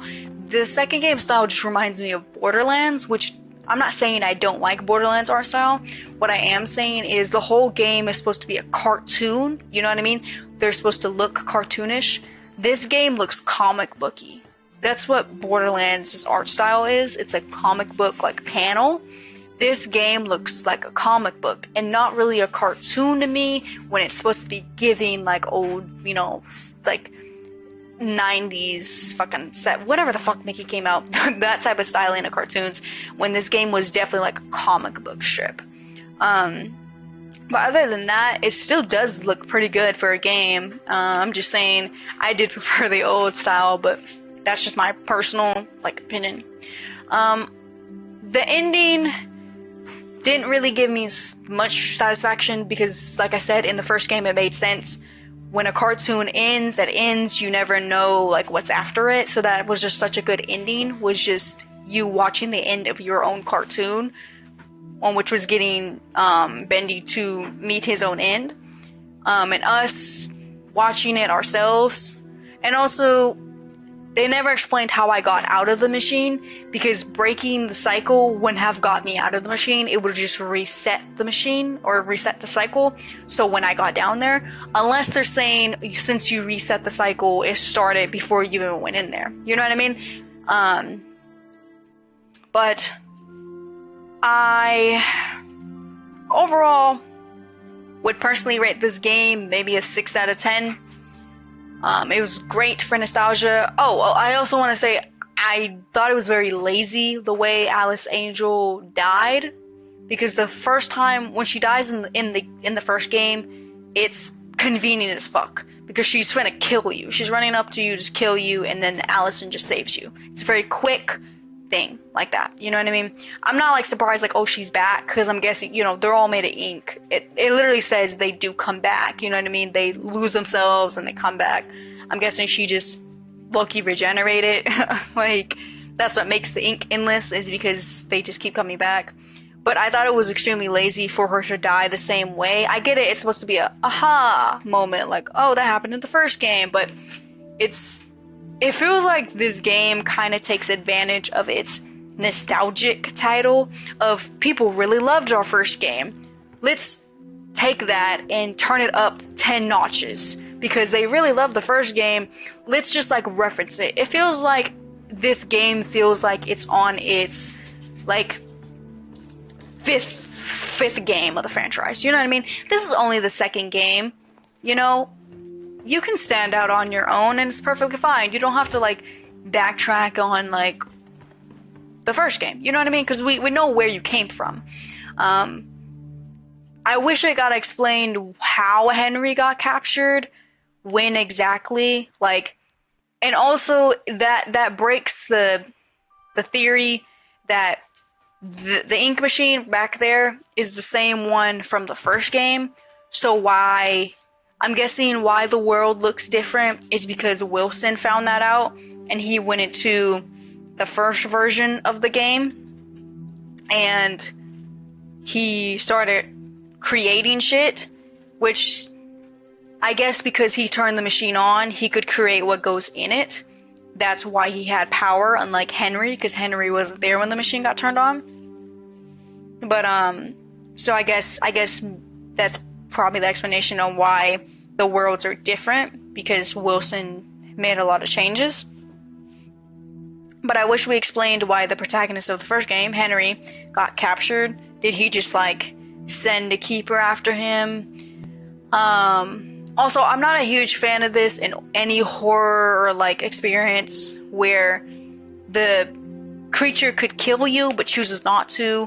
Like a cutscene where they clearly could slime you, but they're just like, nah, I'll wait. But then later down the line, they don't. I really did like Bendy wanting to fuse with us. I thought that was a cool thing. I don't know how to explain. I just thought that was super cool. But then for us to backtrack on it and then put the reel in, it was kind of dumb. And then it's dumb for like him to be like, you're gonna die because we're one now. You know what I mean? We're both gonna die. But other than that, I think that wraps up my whole opinion. I would rate this game a 6 out of 10. I had fun when it mattered, though. I enjoy the combat of the game, and it was pretty cool. But I understand the Bendy franchise has a lot of fans and a lot of love that are in love with the indie, and I don't want to step on anybody's toes by giving my opinion, but I definitely do feel like the game could have had more improvement to it. Now, this is not coming from a fucking game developer, so, you know, at the end of the day, I'm a nobody giving my sloppy opinion. But anyways, I did enjoy this game for what it is. It just definitely could have been better. But I'm going to read the archives, and then I'm going to leave the stream here. The next stream I'll do will probably be more Persona, since I did beat both the Bendy games. Okay, so Bendy, the iconic imp, was redesigned for the Dark Revival to stand out a little bit from his traditional cartoon appearance. By giving him a suit of clothes, he posed some minor challenges, specifically creating a face that sported the classic Bendy eerie smile, but still managed to be heartwarming in the right conditions. He's a fan favorite to his design, so his design had to be just right. During production, the original envisioned Bendy to talk with a series of cute squeaks, to contrast the dark, low voice of the ink demon. But this turned out to be very distracting, and the idea was scrapped pretty early on. I wish they would have kept that. Like squealing, like squeaking and shit. Wilson cartoon. Wilson was a difficult character to balance. At first, the players are purposely led to believe he's the one-note character, obviously evil with an over-the-top villain personality. As the story progresses, we see other sides of the character, and the player becomes muddled with who this man really is. In one draft, Wilson was written as the servant of Nathan Ark Jr., a separate character. So I'm glad they're very like aware that they're like, we made him so oogly boogly evil. He's obviously supposed to be the evil character, but I definitely didn't like get anything else from that. Like, oh, what is this character? I just was like, yeah, this guy's the fucking villain through and through. Audrey is a kind-hearted rogue with courage, determination, some flaws, and deep dark past to make our story work. We needed a newcomer to the cartoon studio world, and Audrey was perfect, fresh eyes to help the experience and adventure. From day one of production, we knew that if people didn't connect with Audrey by the end of the game itself wouldn't be successful. Fortunately, she turned out to be quite memorable. Indeed, it stands out from the other members of the cast. They just summarized how I feel. If you are not able to connect with Audrey, you are not able to enjoy the game. Not fully, obviously, because you are the player is different, but that just summarized it. I don't like Audrey. I'm not able to connect with Audrey, so I'm not too into the game. And don't get me wrong. I'm not saying a character should not have flaws. If a character does not have flaws, they're nothing. I like her flaws. I like that she was like, oh, well, you know, maybe like I'm wrong, maybe this, but I didn't like her. There's a difference between flaws and just not learning your lesson. And a lot of the dialogue felt like they took away from the plot. Like towards the end when Allison and Tom and Steve come in, they didn't know what happened between you and Bendy. When he held out his hand, you accepted it. They didn't know you got fused with him. But it felt like such an in-game, you know, moment that was supposed to be emotional, but it fell really flat for me because they didn't see me fuse with him. They didn't even know. How did they know I was a part of it? You know, and that could just be me like overthinking, but it wasn't a in the moment. It fell flat for me personally. But that's what I'm gonna say about that. Anyways, so the Ink Demon. As the world of Dark Revival became more complex and established, we realized the Ink Demon's design needed a complete rethink to match our new tone. Previous versions of his appearance looked absolutely silly when placed in the world alongside the other characters. No amount of creepy music or screen effects could conceal how out of place he looked. The Ink Demon needed to look natural, look different than everything else in the world, and show as a natural progression of the Ink Demon's evolution as Wilson held the cycles in place. Returning for the climax of Dark Revival, Beast Bendy also was revised with the mid-set of making him far more powerful and beast-like. Traditionally, in most horror games, they tend to build to a point where the main villain becomes a final form monster as final boss is practically a trope. Our idea, what if you got to play as the final form instead? Which, I didn't mind playing as him, it just, I don't know. It would have felt better if Bendy rolled up, and if you think like, oh, he's saving me, ha ha ha, he actually just took that time to just consume you, and you got stuck in him. That, I felt, would have been better, because you're trying to play the real to get out of him. The whole holding your hand out to him, basically giving him consent to consume you, fell flat, because we immediately tried to like break free from that. Now, if it was like he rolled up, killed old boy, and then hit you with the, "No, I'm gonna eat you now," that I would have agreed more with, because it's like we're trying to get out of this guy, you know what I mean?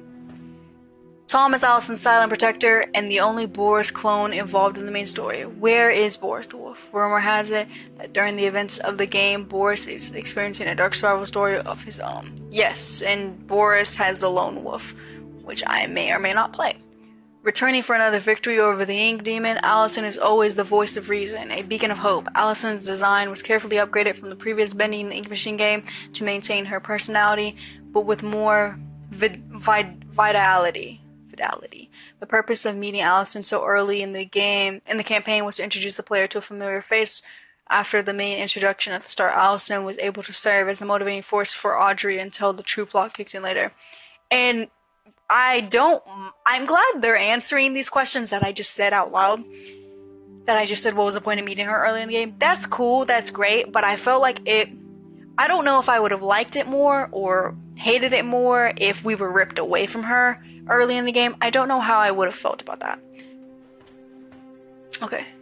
The original cycle breaker. Henry Stein is the ghost of a man who lost his purpose years ago. Once filled with finding a way to escape the tortures of the Ink Demon and finding his way home to his wife, Henry is now left with the cold reality of being a recreation of the person he thought he was.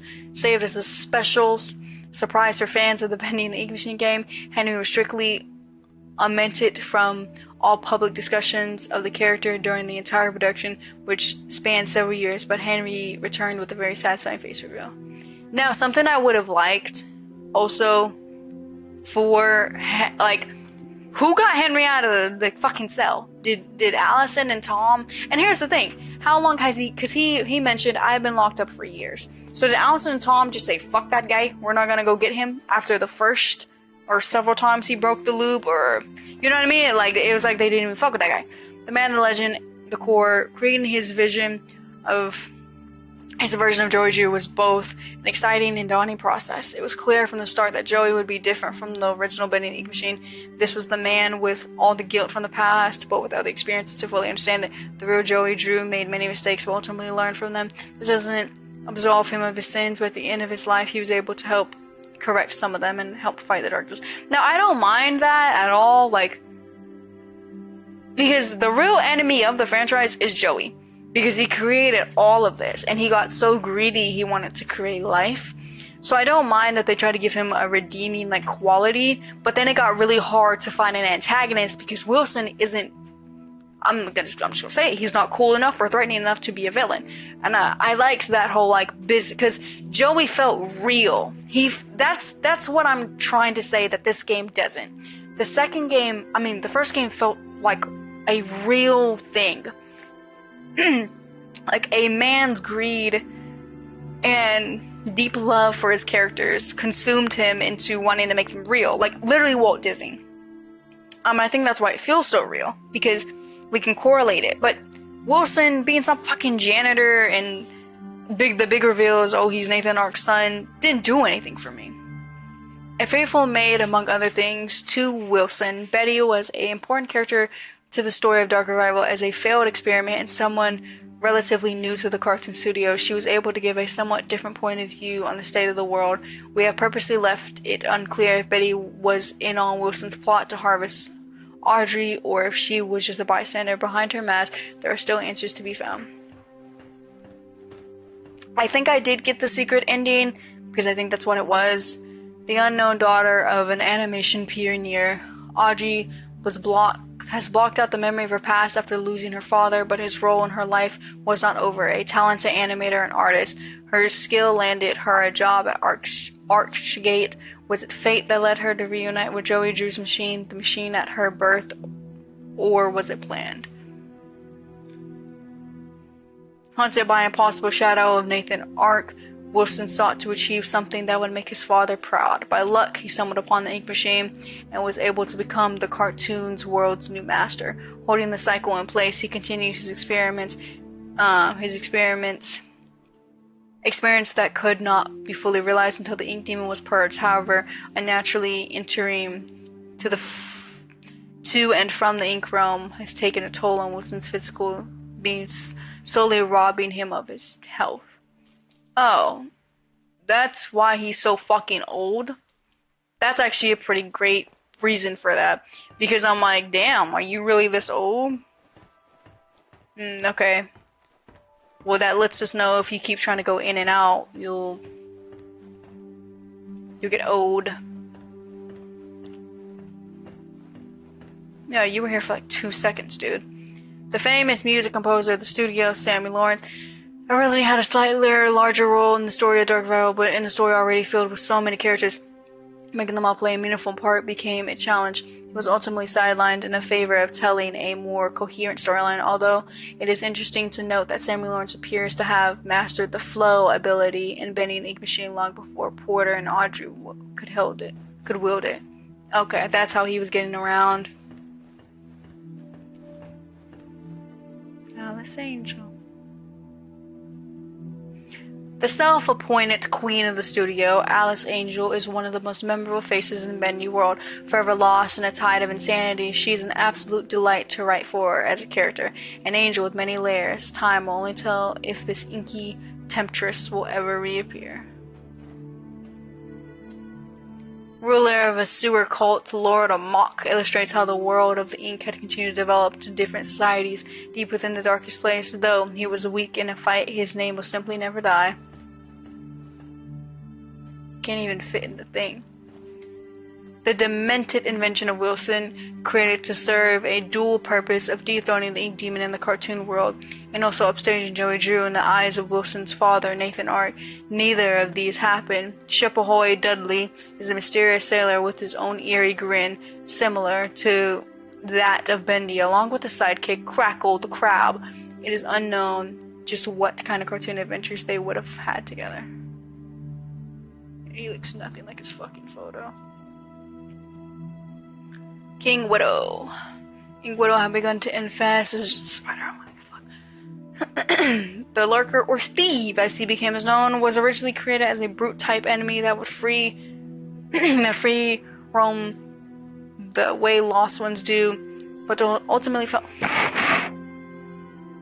sticking at my dog. Felt unnecessary as a random ink demon encounters already fulfilled the roles of putting in the player on edge while exploring previous traversed locations. In the end, the Lurker found a much better calling as an unlucky ally, effectively expanding him into more than just typical enemy. Now I feel bad not getting him his food. The backtracking mechanic murdered my interest from the very beginning of the game to the point where I just didn't want to do that shit at all. It is believed that Heidi has spent some time in the pit, a prison set up by Wilson and the Keepers. It is unclear why, but she was able to access places she shouldn't have. The experience in the pit changed her, as it does many, reverting her into a childlike state, longing for happiness again. That's fucking sad. The cycle was held in place.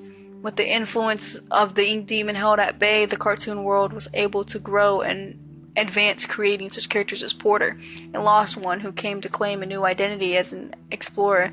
Porter was written with the knowledge that Dark Revival would feature a far more serious tone than the first game of Bendy the Ink Machine, and this light-hearted innocence would help the player feel some warmth in the inky world of sorrow. He did help with that indeed. Wilson's deadly guards, the scientists, they aren't perfect, but the Keepers will get the job done no matter the cost. They are responsible for pressing the ink demon inside a smaller form, keeping his power sealed away until Audrey came along and unknowingly changed the situation. The Keepers were visually designed to reflect the dangers and the evils of the ink machine itself. Faceless beings made of gears and wires with no sense of mortality, ordered around like cattle at creation, living without purpose. The Butcher Gang. Barley, Charlie, and Edgar, the three original members of the Butcher Gang, were formed from the ink machine, deconstructed by Alice Angel for body parts, and Bond. Oh, is that why they look like that? Alice did that to them? And bond together to stay alive with sneak attacks on their prey. In Dark Revival, we meet an artificial fourth member of the gang, Carly, the ghost girl. Although, when you begin to examine her closely, Carly appears to be a shell with perhaps someone inside. Yeah, it's the same thing for all of them.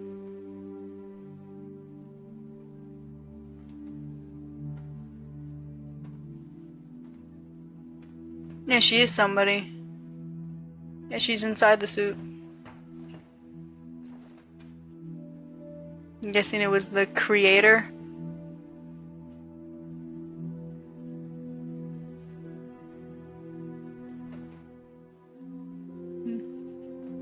Liar. Okay, well, so it's Alice that has the reason why they even fucking look like this. She took their parts. Okay, well, I believe that is every character, and I believe I am done with this game. I want to thank everybody for joining and watching and supporting and commenting.